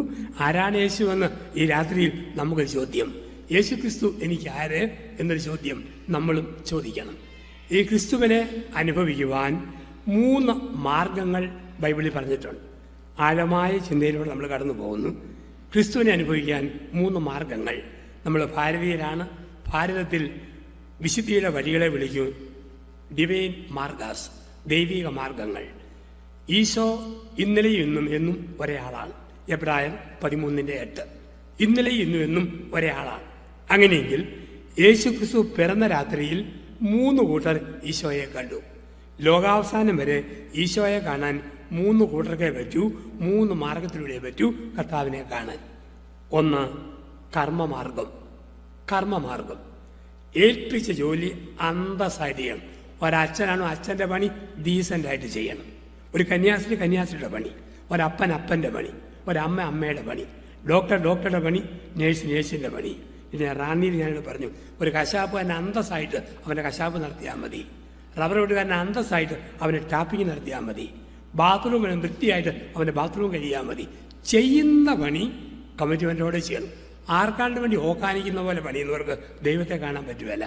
അത് അമേരിക്ക ആണെങ്കിലും ഇന്ത്യ ആണെങ്കിലും എവിടെയാണേലും ഏൽപ്പിച്ച ജോലി 100% മരിച്ചു ചെയ്യണം. ആ ജോലിക്ക് വേണ്ടി മരിക്കണം, മരിച്ച് ഭംഗിയായിട്ട് ചെയ്യണം. അങ്ങനെ ചെയ്യുന്നവർ കർത്താവിനെ കാണും. ചെയ്യുന്ന പണിയുടെ മുഴുപ്പല്ല, അതിൻ്റെ വിലയല്ല, ചെയ്യുന്ന രീതി. അങ്ങനെ കർമ്മമാർഗത്തിൽ ഈശോ ജനിച്ചപ്പോൾ അതേ കണ്ടവരാണ് ദ ഷെപ്പേഡ്സ്, ആട്ടിടയന്മാർ. അവർക്കൊറ്റ പണിയേ ഉള്ളൂ, ഉറക്കടച്ച് ചെന്നായെ രക്ഷിക്കുക, ചെന്നായിൽ നിന്നും ആടിനെ രക്ഷിക്കുക, മോഷ്ടാവിൽ നിന്നും ആടിനെ രക്ഷിക്കുക. ഇടയൻ മരിച്ചാലും ആടിനെ കൊല്ലാൻ വിടുകയല്ല. അവർ ഉറക്കളച്ചും ഏൽപ്പിച്ച പണി ഭംഗിയായിട്ട് ചെയ്തു. അവർ കർത്താവിനെ കണ്ടു. മക്കൾ നമ്മളെ ഊട്ടുവോ, വാർദ്ധക്യത്തിൽ നോക്കുവോ, വൃത്തബന്ധത്തിൽ കിടക്കുവോ, അതൊന്നും ഇപ്പം ചിന്തിക്കല്ല. ഓടാൻ വരുമ്പോൾ തന്നെ കിടക്കുന്ന കാര്യം ചിന്തിക്കുക. കിടക്കുമ്പം കിടക്കുന്ന കാര്യം, ഓടുമ്പോൾ ഓടുന്ന കാര്യം. നാളെ ലോകാവസാനം ഉണ്ടാകുന്ന പറഞ്ഞ് ഇന്ന് പേടിച്ചിരിക്കേണ്ട കാര്യമൊന്നുമില്ല. വിട്ടവൻ വിടും, പോകുമ്പം പോകും. തിരിച്ചു തരാന്നൊരു വാക്കാർക്കും കൊടുത്തിട്ടുമില്ല. ആ ധൈര്യം വേണം നമുക്ക്. ഇതാണ് കർമ്മമാർഗം. ഏൽപ്പിച്ച പണി ഭംഗിയായിട്ട് ചെയ്യുക, ഒരാകുലതയില്ലാതെ. അതുകൊണ്ടാണ് യേശു പറയുക, ഓരോ ദിവസത്തിനും അതതിൻ്റെ ആകുലത മതി. ആകുലപ്പെടുന്നത് കൊണ്ട് ആയുസ്സിൻ്റെ ദൈർഘ്യം ഒരു മുഴം കൊണ്ട് തന്നെ ആർക്ക് പറ്റും? ഓരോ ദിവസവും ഏൽപ്പിച്ച പണി ഭംഗിയായിട്ട് ചെയ്യുക. ഉറങ്ങാൻ കിടക്കുമ്പം ഒത്തിരിപ്പ് കടം മനസ്സിൽ വരരുത്. ഞാൻ ഇന്ന് രാത്രിയും മരിച്ചാൽ ഈ കടബാധ്യത നാളെ ഉണ്ടല്ലോ, അതില്ലാത്തൊരു ജീവിതം. അതാണ് കർമ്മമാർഗം. കർമ്മമാർഗത്തിൽ ക്രിസ്തുവിനെ കണ്ടെത്തുക. 2, ജ്ഞാനമാർഗം. ജ്ഞാനമാർഗം, ദ വേ ഓഫ് വിസ്ഡം, ജ്ഞാനത്തിൻ്റെ മാർഗം. എന്താണ് ജ്ഞാനമാർഗം? ശരിക്കും നമ്മൾ വായിക്കണം. അമേരിക്കയിലാണോ കേരളത്തിലാണോ എവിടെയാണെങ്കിലും നല്ല വായന വേണം. Science, geography, world history, politics, സഭ, മതം എന്നതിനെക്കുറിച്ച് നമുക്ക് അറിവ് വേണം. കുറച്ച് വായിക്കണം. വായന സ്വഭാവമാക്കി വളരണം. ചില ഭക്തമാസിക മാത്രം വായിക്കുന്ന വായനയല്ല, അറിവിൻ്റെ ചക്രവാളം വളർത്തുന്ന വലിയ വലിയ വായനകൾ നമുക്ക് വേണം. നല്ല അറിവുള്ളവർ ദൈവത്തെ നിഷേധിക്കുകയല്ല. നിരീശ്വരവാദി മുറിവൈദ്യന്മാരാണ്. ചില പിള്ളേരെ കാണാം, ഒരു പുസ്തകം വായിച്ചുള്ളൂ, ബിഗ് ബാങ് അതും പറഞ്ഞു നടക്കുന്നതാണ്. ചില എവല്യൂഷൻ അത് മാത്രം അറിയാം. കാലാകാലങ്ങളിൽ പലതും എഴുതിയിട്ടുണ്ട്. യേശുക്രിസ്തു കാശ്മീരി വന്നു, ഏതോ ഒരു പൊട്ടനെ എവിടെയോ എഴുതി. ചരിത്രമായ രേഖയൊന്നുമല്ല. അറിവില്ലെങ്കിൽ അതൊക്കെ പൊക്കി പിടിക്കും. എല്ലാം കൂടെ വായിച്ചു കഴിഞ്ഞാൽ ഒരു ഇൻറ്റലക്ച്വൽ നോളജ് വന്നു കഴിഞ്ഞാൽ ആ അബദ്ധം കാണിക്കുകയല്ല. കാരണം ദൈവഭയം ജ്ഞാനത്തിൻ്റെ ആരംഭമാണ്. Fear of God is the beginning of wisdom. ദൈവഭയം ജ്ഞാനത്തിൻ്റെ ആരംഭമാണ്. അതുകൊണ്ടാണ് വലിയ സയൻറ്റിസ്റ്റായ ഐൻസ്റ്റീൻ, ലോകങ്ങളുടെ ഏറ്റവും വലിയ സയൻറ്റിസ്റ്റ്, എത്രയോ വലിയ ദൈവവിശ്വാസിയായിരുന്നു. പേപ്പർ ഡിവിഷനിൽ മരുന്ന് കണ്ടുപിടിച്ച ലൂയി പാസ്റ്റർ വണ്ടി പോകുമ്പോൾ കൊന്ത ചെയ്യുന്ന മനുഷ്യനാണ്. നല്ല അറിവുള്ളവർ ദൈവനിഷേധിയാകില്ല, അവർ ദൈവത്തിലെത്തും. അതാണ് ദ 3 മജായിസ് ഫ്രം ദ ഈസ്റ്റ്. 3 വിദ്വാൻമാർ, 3 ജ്ഞാനികൾ പൗരീസ് ദേശത്തു നിന്നും ക്രിസ്തുവിൻ്റെ പുൽക്കൂടിലെത്തി. നക്ഷത്രങ്ങൾ, സോളാർ സിസ്റ്റം, മിൽക്കി വേ, സൗരയൂഥങ്ങൾ, ക്ഷീരപഥങ്ങൾ ഭംഗിയായിട്ട് പഠിച്ചു, സയൻറ്റിഫിക്കായിട്ട് പഠിച്ചു. അവർ ക്രിസ്തുവിൽ എത്തിച്ചേർന്നു. നല്ല പഠിത്തവും അറിവുകൊണ്ടോ നമ്മൾ കർത്താവിൽ എത്തിച്ചേരും. അടുത്ത കാലത്ത് ഒരു ചേട്ടൻ തമ്പുരാനോട് പറഞ്ഞു, എൻ്റെ ദൈവമേ, ഈ തെമ്മാടികളും പോക്കിരികളുമുള്ള ഇന്ന് വേണ്ട നീ മനുഷ്യനായി പിറക്കാൻ. പാവപ്പെട്ട ഇടയന്മാരുടെ കാലത്ത് നീ എന്തിനാ പിറന്നത്? ഇപ്പോൾ ക്രിസ്തുവിൻ്റെ മറുപടി, പൊന്നു ചേട്ടാ, ഇത്രയ്ക്കും വിവരമില്ലേ?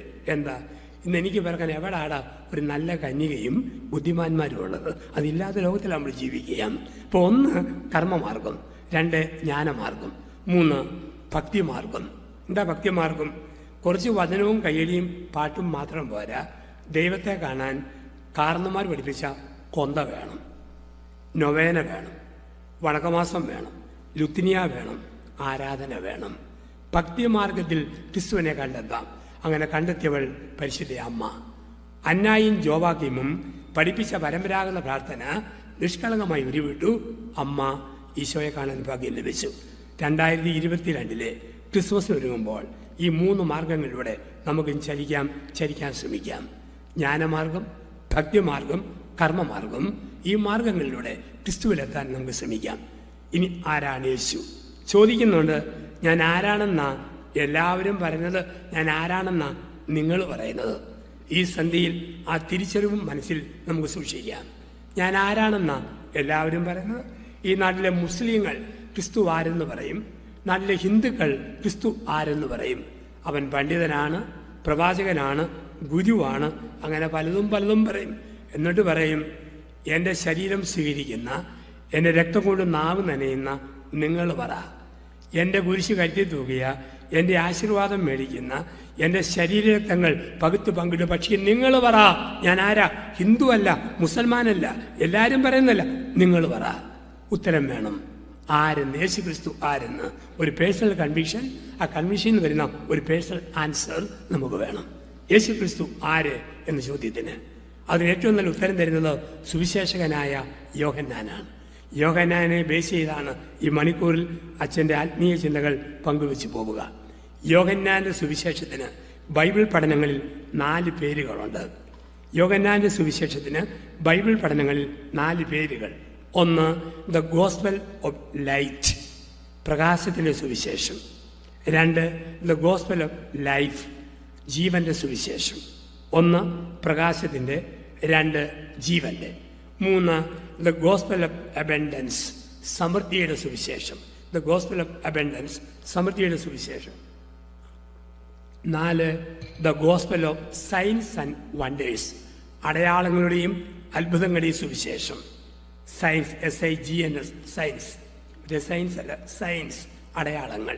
Science and wonders. യോഹന്നാൻ സ്ഥാപിക്കുന്നു ഈ 4 പ്രത്യേകതകൾ: ജീവന്റെ സുവിശേഷം, പ്രകാശത്തിന്റെ സുവിശേഷം, അടയാളങ്ങളുടെ സുവിശേഷം, സമൃദ്ധിയുടെ സുവിശേഷം. യോഹന്നാൻ പറയുന്നു, യേശു ഉണ്ടോ നമുക്കെല്ലാം ഉണ്ട്, യേശുവില്ലേ ഒന്നുമില്ല. 10 കോടി രൂപ കയ്യിലുണ്ടെങ്കിലും കർത്താവില്ലെങ്കിൽ ഒരു നിമിഷം കൊണ്ട് അത് പല വിധത്തിൽ നഷ്ടപ്പെടാം. ഞാൻ കണ്ടിട്ടുണ്ട് കോടാനുകോടി അധിപന്മാര് ഇന്ന് പാപ്പരായി പോയ ചരിത്രം. ലോകത്തെ വിലയ്ക്ക് മേടിക്കാൻ അംബാനി കുടുംബമൊക്കെ എടുക്കുക, എത്ര 1400 കോടിയുടെ കടബാധ്യത നിൽക്കുന്നു എന്ന് പറയുമ്പോൾ ലോകത്തെ ശക്തന്മാരൊക്കെ ഇത്രയേ ഉള്ളൂ. ഊതിപ്പെരിപ്പിച്ച ബലൂൺ പോലെ നമ്മളൊക്കെ ഇരിക്കും. എത്ര കോടി ഉണ്ടെങ്കിലും ഒരു നിമിഷം കൊണ്ട് നഷ്ടപ്പെടാം. 10 പൈസയില്ലേലും ഒരു നിമിഷം കൊണ്ട് വളരാം. ക്രിസ്തു ഉണ്ടോ? എല്ലാം ഉണ്ട്. ക്രിസ്തുവില്ലേ ഒന്നുമില്ല. അതുകൊണ്ട് യോഹന്നാൻ തൻ്റെ സുവിശേഷത്തിൻ്റെ ആദ്യ, മധ്യ, അന്ത്യത്തിൽ ക്രിസ്തു ഉള്ളപ്പോൾ വരുന്ന സമൃദ്ധിയെക്കുറിച്ച് പഠിപ്പിക്കും. 2-ാം അധ്യായത്തിൽ ക്രിസ്തു വന്നപ്പോൾ 6 ഭരണി വീഞ്ഞിൻ്റെ സമൃദ്ധി. 2-ാം അധ്യായത്തിൽ ക്രിസ്തു വന്നപ്പോൾ 6 ഭരണി വീഞ്ഞിൻ്റെ സമൃദ്ധി. 6-ാം അധ്യായത്തിൽ ക്രിസ്തു വന്നപ്പോൾ 5000 അപ്പത്തിൻ്റെ സമൃദ്ധി. 21-ാം അധ്യായത്തിൽ ക്രിസ്തു വന്നപ്പോൾ 153 മത്സ്യത്തിൻ്റെ സമൃദ്ധി. 2-ൽ വീഞ്ഞ്, 6-ൽ അപ്പം, 21-ൽ മത്സ്യം. യേശു ഉണ്ടോ? സമൃദ്ധി. യേശുവില്ലേ? ഒന്നുമില്ല. അതുകൊണ്ടാണ് യോഹന്നാന്റെ സുവിശേഷത്തിൻ്റെ സിമ്പൽ വെള്ളമാണ്. വേറൊരു സുവിശേഷത്തിൽ പോലെ വെള്ളമില്ല. യോഹന്നാൻ 1 മുതൽ 21-ാം അധ്യായം വരെ മുഴുവൻ വെള്ളം തുള്ളി തുള്ളി നിൽക്കും. കാരണം വെള്ളം സമൃദ്ധി. 1-ാം അധ്യായത്തിൽ ഗലീലി തടാകത്തിലെ വെള്ളത്തിൽ മീൻ പിടിക്കുന്ന മുക്കുവരെ ശിഷ്യരാക്കി. 2-ാം അധ്യായത്തിൽ വെള്ളം വീഞ്ഞാക്കി. 3-ാം അധ്യായത്തിൽ വെള്ളത്തിന്റെ സൂചന നിക്കോദേമൂസെ വീണ്ടും ജനിക്കണം. 4-ാം അധ്യായത്തിൽ യാക്കോബിന് വേണ്ടി വെള്ളം കോരുന്ന സമറിയാക്കാരി സ്ത്രീ. 5-ാം അധ്യായത്തിൽ ബെസേദാക്കുളത്തിൽ തടഞ്ഞു കിടക്കുന്ന മനുഷ്യൻ. 6-ാം അധ്യായത്തിൽ വെള്ളത്തിലൂടെ നടക്കുന്നു. 7-ാം അധ്യായത്തിൽ ദാഹിക്കുന്നവന്ന് കുടിക്ക്. 9-ാം അധ്യായത്തിൽ ശിലോഹായി പോയി കഴുകുക. 13-ാം അധ്യായത്തിൽ വെള്ളം കൊണ്ട് പാദം കഴുകും. 21-ാം അധ്യായത്തിൽ ഏത് വെള്ളത്തിൽ നിന്ന് മുക്കുവരെ വിളിച്ചോ ആ വെള്ളത്തിലേക്ക് തിബേരിയസിലേക്ക് തിരിച്ചു നടത്തി. മുഴുവൻ വെള്ളമാ. യോഹന്നാന്റെ തിയോളജി, ബൈബിൾ വ്യാഖ്യാന പ്രകാരം ക്രിസ്തു സമൃദ്ധിയാണ്. അവൻ സമൃദ്ധി തരുന്നവനാ. എന്നിട്ട് യോഹന്നാൻ പഠിപ്പിക്കുന്നു യേശു ക്രിസ്തുവിൻ്റെ 7 അധികാരങ്ങൾ. ഈ ചിന്തകളിലേക്ക് നമുക്കൊന്ന് ഇറങ്ങാം. ക്രിസ്തുവിന് 7 അധികാരങ്ങൾ. 7 എന്ന അക്കം ക്രൊണോളജിക്കലായിട്ട് നമ്മൾ എടുക്കരുത്. ബിബ്ലിക്കലായിട്ട് 7 ദ സിംബൽ ഓഫ് കംപ്ലീഷൻ, പൂർണ്ണതയുടെ പ്രതീകമാണ് 7. യോഹന്നാൻ ഏഷ്യ മൈനറിലെ 7 സഭകൾക്കായി വെളിപാട് പുസ്തകം എഴുതി. സഭയിൽ 7 കൂദാശകൾ, മഴവില്ലിന് 7 വർണ്ണങ്ങൾ, 7 പൂർണ്ണതയാണ്. യോഹന്നാൻ പറയുന്നു, എൻ്റെ ജീവിതത്തിൽ എല്ലാ അധികാരവും ഉള്ളവനാണ് യേശു. 1 ഈസ് പവർ ഓവർ ക്വാളിറ്റി, ഗുണമേന്മയുടെ മേൽ അധികാരമുള്ളവൻ യേശു. ഗുണമേന്മയുടെ മേൽ അധികാരമുള്ളവൻ യേശു. യോഹന്നാൻ 2:1 മുതൽ 11 വരെ. സമയപരിധിയിൽ പാസേജുകൾ വായിക്കാൻ പറ്റിയല്ല, സമ്മറി അച്ഛൻ പറഞ്ഞു പോകാം. യോഹന്നാൻ 2:1 മുതൽ 11 വരെ. ഗുണമേന്മയുടെ മേൽ അധികാരമുള്ളവൻ യേശു. സ്ഥലം കാന. ഞാൻ 2 ആഴ്ച മുമ്പ് ഒരു തിങ്കളാഴ്ച 30 ദമ്പതിമാരെ കാനായിൽ കെട്ടിച്ചായിരുന്നു. കെട്ടിയവര ഒന്നുകൂടെ വിവാഹത്തിൻ്റെ കൂദാശ അവിടെ വെച്ച് പുതുക്കി കാനായിൽ വെച്ച്. ഇപ്പം കാനായിൽ ഒരു വിവാഹ വിരുന്ന് നടന്നു. 2 പ്രദേശമായി ഇസ്രായേൽ. അപ്പർ ജെറുസലേം യൂദയ, ലോവർ ജെറുസലേം ഗലീലി. ഗലീലി പ്രദേശത്താണ് നസ്രത്ത്, മംഗളവാർത്തപ്പള്ളി, യൗസേപ്പിൻ്റെ പണിക്കര, മറിയം വെള്ളം കോരിയ സ്ഥലം, അത് നമ്മുടെ താബോർ മല, ഒപ്പം കാന. അവിടെയുണ്ട് കാന. അപ്പർ ഇസ്രായേലാണ് ജെറുസലേം, ബേത്ലഹേം ഒക്കെ ഉള്ളത്. അവിടെയുണ്ട് കാന. അതുകൊണ്ടാണ് 2 കാന ഉണ്ട് ഇസ്രയേലിൽ. അതുകൊണ്ട് എടുത്തു പറയുന്നു ഗലീലിയിലെ കാന, താഴെയുള്ള കാന. അവിടെ വിവാഹം നടക്കുകയാണ്. യഹൂദന്റെ വിവാഹ രീതിയും നമ്മുടെ രീതിയും വ്യത്യാസമുണ്ട്. നമ്മുടെ നാട്ടിൽ ഡിസംബർ 26 കല്യാണം ഉണ്ടെന്ന് പറഞ്ഞാൽ 25 വൈകിട്ട് കുറേ പേര് വീട്ടിൽ വരും, ഭക്ഷണം കഴിക്കും. 26 പള്ളിയിൽ വരും, കർമ്മത്തിൽ പങ്കെടുക്കും, ഭക്ഷണം കഴിച്ച് പല്ലും കുത്തി കുറ്റവും പറഞ്ഞുകൊണ്ട് യാത്രയാകും. നമ്മുടെ ബന്ധം അത്രയേ ഉള്ളൂ. ചെല്ലി പട്ടിയുടെ സ്റ്റാൻഡേർഡേ ഉള്ളൂ. പള്ളിയിൽ പോകില്ല, പട്ടി കശാപ്പയുടെ പോകുന്നില്ല, പാരിശോളി തിന്നാൻ വേണ്ടി മാത്രം പോകും. അത് പട്ടിയുടെ സ്റ്റാൻഡേർഡാണ്, കത്തോലിക്കൻ്റെ സ്റ്റാൻഡേർഡല്ല. ആദ്യം പള്ളിയിലെ കർമ്മം, എന്നിട്ട് ഭക്ഷണശാല. അപ്പം ഇങ്ങനെ കാനായിൽ കല്യാണം നടക്കുമ്പോൾ യഹൂദൻ്റെ വിവാഹ രീതി 15 ദിവസമാണ്, 1-2 അല്ല. യഹൂദൻ്റെ കല്യാണം പെൺവീട്ടുകാർ നടത്തണം, അത് 15 ദിവസമാണ്. കല്യാണത്തിന് മുമ്പ് 7 ദിവസം, 8-ാം ദിവസം കല്യാണം കഴിഞ്ഞ് പിന്നെയും 7 ദിവസം. അപ്പം ആ സമയത്തൊക്കെ ഇഷ്ടംപോലെ വിരുന്നുകാർ വരും, അവർക്കെല്ലാം കുടിക്കാൻ വീഞ്ഞു കൊടുക്കണം. ചെറുക്കൻ എപ്പോൾ വേണേലും വരാം. കല്യാണത്തിന് മുമ്പുള്ള 7 ദിവസങ്ങളിൽ എപ്പോൾ വേണേലും വരാം. അപ്പോഴൊക്കെ വീട്ടുകാർ ഒരുങ്ങിയിരിക്കണം. പകൽ വരാം, ഉച്ചയ്ക്ക് വരാം, രാത്രി വരാം. അതുകൊണ്ടാണ് മത്തായി 25 മണവാളൻ അർദ്ധരാത്രിയിൽ വന്നു. നമ്മൾക്ക് ഏതോ പെണ്ണു പിടിക്കാൻ വന്നതല്ലേ? അതല്ല. യഹൂദൻ്റെ പാരമ്പര്യത്തിൽ അർദ്ധരാത്രിക്കും ചെറുക്കൻ്റെ വീട്ടുകാർക്ക് വരാം. അപ്പോൾ ക്ഷണിക്കപ്പെട്ടവർക്കൊക്കെ വീഞ്ഞു കൊടുക്കണം. ക്ഷണക്കത്ത് കൊണ്ടുവരിക, കാവൽക്കാരനെ കൊടുക്കുക. കാവൽക്കാരൻ ക്ഷണക്കത്ത് മേടിച്ച് വെച്ചിട്ട് മഴക്കോട്ട് പോലെ ഒരു ഓവർകോട്ട് പുതയ്ക്കാൻ കൊടുക്കും. ആ കോട്ടിൻ്റെ പേരാണ് വെഡിങ് ഗാർമെൻറ്റ്, വിവാഹ വസ്ത്രം. അതും അത് ചകത്തി കയറിയാൽ കരുത്തറ്റം തിന്നാം, മൂക്കറ്റം കുടിക്കാം, ഏമ്പക്കം വിടാം, എഴുന്നേറ്റ് പോകാം. പോകുമ്പോൾ കോട്ട് ഊരി കൊടുക്കുക, കത്തി മേടിച്ച് പോക്കറ്റിലിടുക, വീട്ടിൽ ചെന്ന് ഉറങ്ങുക, രാവിലെ എഴുന്നേൽക്കുക, കത്തെടുക്കുക, കൊണ്ട കൊടുക്കുക, കോട്ടിടുക, പിന്നെയും തിന്നുക. 15 ദിവസക്കാലം. ബൈബിളിൽ ആർത്തിപ്പണ്ടാരമായ മനുഷ്യൻ കത്തെടുക്കാനും മറന്നുപോയി, കോട്ടിടാനും മറന്നുപോയി. ബ്രേക്ക് പൊട്ടിയ വണ്ടി പോലെ കല്യാണപ്പന്തലേക്ക് ഇടിച്ചു കയറി, ചെവിക്ക് പിടിച്ചു നോക്കി പുറത്തേക്ക് വിട്ടു. വിവാഹവസ്ത്രം പുതച്ചില്ല, മിനിമം ഒരുക്കം നടത്തിയില്ല. ഒരാഴ്ചക്കാലം പലരും കയറി ഇറങ്ങി പൊള്ള വീഞ്ഞ് കുടിച്ചു തീർന്നപ്പോൾ കർത്താവ് യേശു വന്നു. യേശു വന്നപ്പോൾ അവൻ മാത്രമല്ല, വിളിക്കാത്ത കുറേ പേര് കർത്താവിനെ കാണാൻ വന്നു. നമ്മുടെയൊക്കെ നാട്ടിൽ കേരളത്തിൽ MLA-യോ MP-യെയോ ഒരു പരിപാടിക്ക് വിളിച്ചാൽ അവർ മാത്രമല്ല, വിളിക്കാത്ത ലോക്കൽ നേതാക്കന്മാർ ഒരു നാണമില്ലാതെ വരിഞ്ഞു കയറി വരും ഉള്ള ഭക്ഷണം തീർക്കാൻ. നിങ്ങളുടെ നാട്ടിൽ വന്നിട്ട് വണ്ടിയിൽ നീണ്ട യാത്ര ചെയ്യുക, ഹോട്ടലിൽ കയറും. ആര്യഭവൻ, ഉടുപ്പി, ശരണഭവൻ, വസന്തഭവൻ, അവിടെ കയറി ഭക്ഷണത്തിന് ഓർഡർ കൊടുക്കും. നമ്മൾ ഓർഡർ കൊടുക്കുന്നത് ചപ്പാത്തി, നെയ്റോസ്, പൂരി മസാല, മസാല ദോശ, ഈ ഐറ്റങ്ങൾക്കാണ്. പക്ഷെ ഓർഡർ കൊടുക്കാത്തൊരു വയ്യാവേലി ഒരു നാണമില്ലാതെ പ്ലേറ്റിൽ കയറി കുത്തിയിരിക്കും. തൊളവട എന്ന് പറയുന്ന ഉഴുന്നുവട. പിന്നെ മര്യാദ ഉള്ളതുകൊണ്ട് അവൻ്റെ മോന്തയ്ക്കിലെറിയില്ല, കഴിച്ചിട്ട് പോരും. കാനായിലെ വീട്ടിൽ വിളിക്കാത്ത ഉഴുന്നുവടകൾ പോലെ കുറേ പേര് ഉരുണ്ട് കയറി വന്നു. ഇത്രയും പേര് വന്നപ്പം കുടിക്കാൻ വീഞ്ഞില്ല, വീട്ടുകാർക്ക് നാണക്കേട്. ആ നാണക്കേടിൽ പരിശുദ്ധ അമ്മ തൻ്റെ ഡ്യൂട്ടി ആരംഭിച്ചു. മാതാവ് എന്തിനു വേണ്ടി വന്നു? മധ്യസ്ഥ പ്രാർത്ഥന നടത്താൻ. 2 കാര്യങ്ങൾ മാതാവ് പ്രാർത്ഥിക്കും. 1 നമുക്ക് വേണ്ടി, 2 നമ്മോട് പറയും. 2 കാര്യങ്ങൾ കാനായിൽ വെച്ച് അമ്മ പഠിപ്പിച്ചു. 1, നമുക്ക് വേണ്ടി എന്നും പ്രാർത്ഥിക്കുന്ന ഒരു മാതാവുണ്ട്. മകനെ, ഇവരുടെ കാര്യം നോക്കിക്കോണം, ഇവർക്ക് വീഞ്ഞില്ല കേട്ടോ. മോനെ, ഈ വ്യക്തിയെ ശ്രദ്ധിക്കണം, സ്വത്തില്ല കേട്ടോ. മോനെ, ദമ്പതിമാരെ ശ്രദ്ധിക്കണം, സ്നേഹമില്ല കേട്ടോ. മോനെ, ഇടവകയെ ശ്രദ്ധിക്കണം, ഒരു ചൈതന്യമില്ല കേട്ടോ.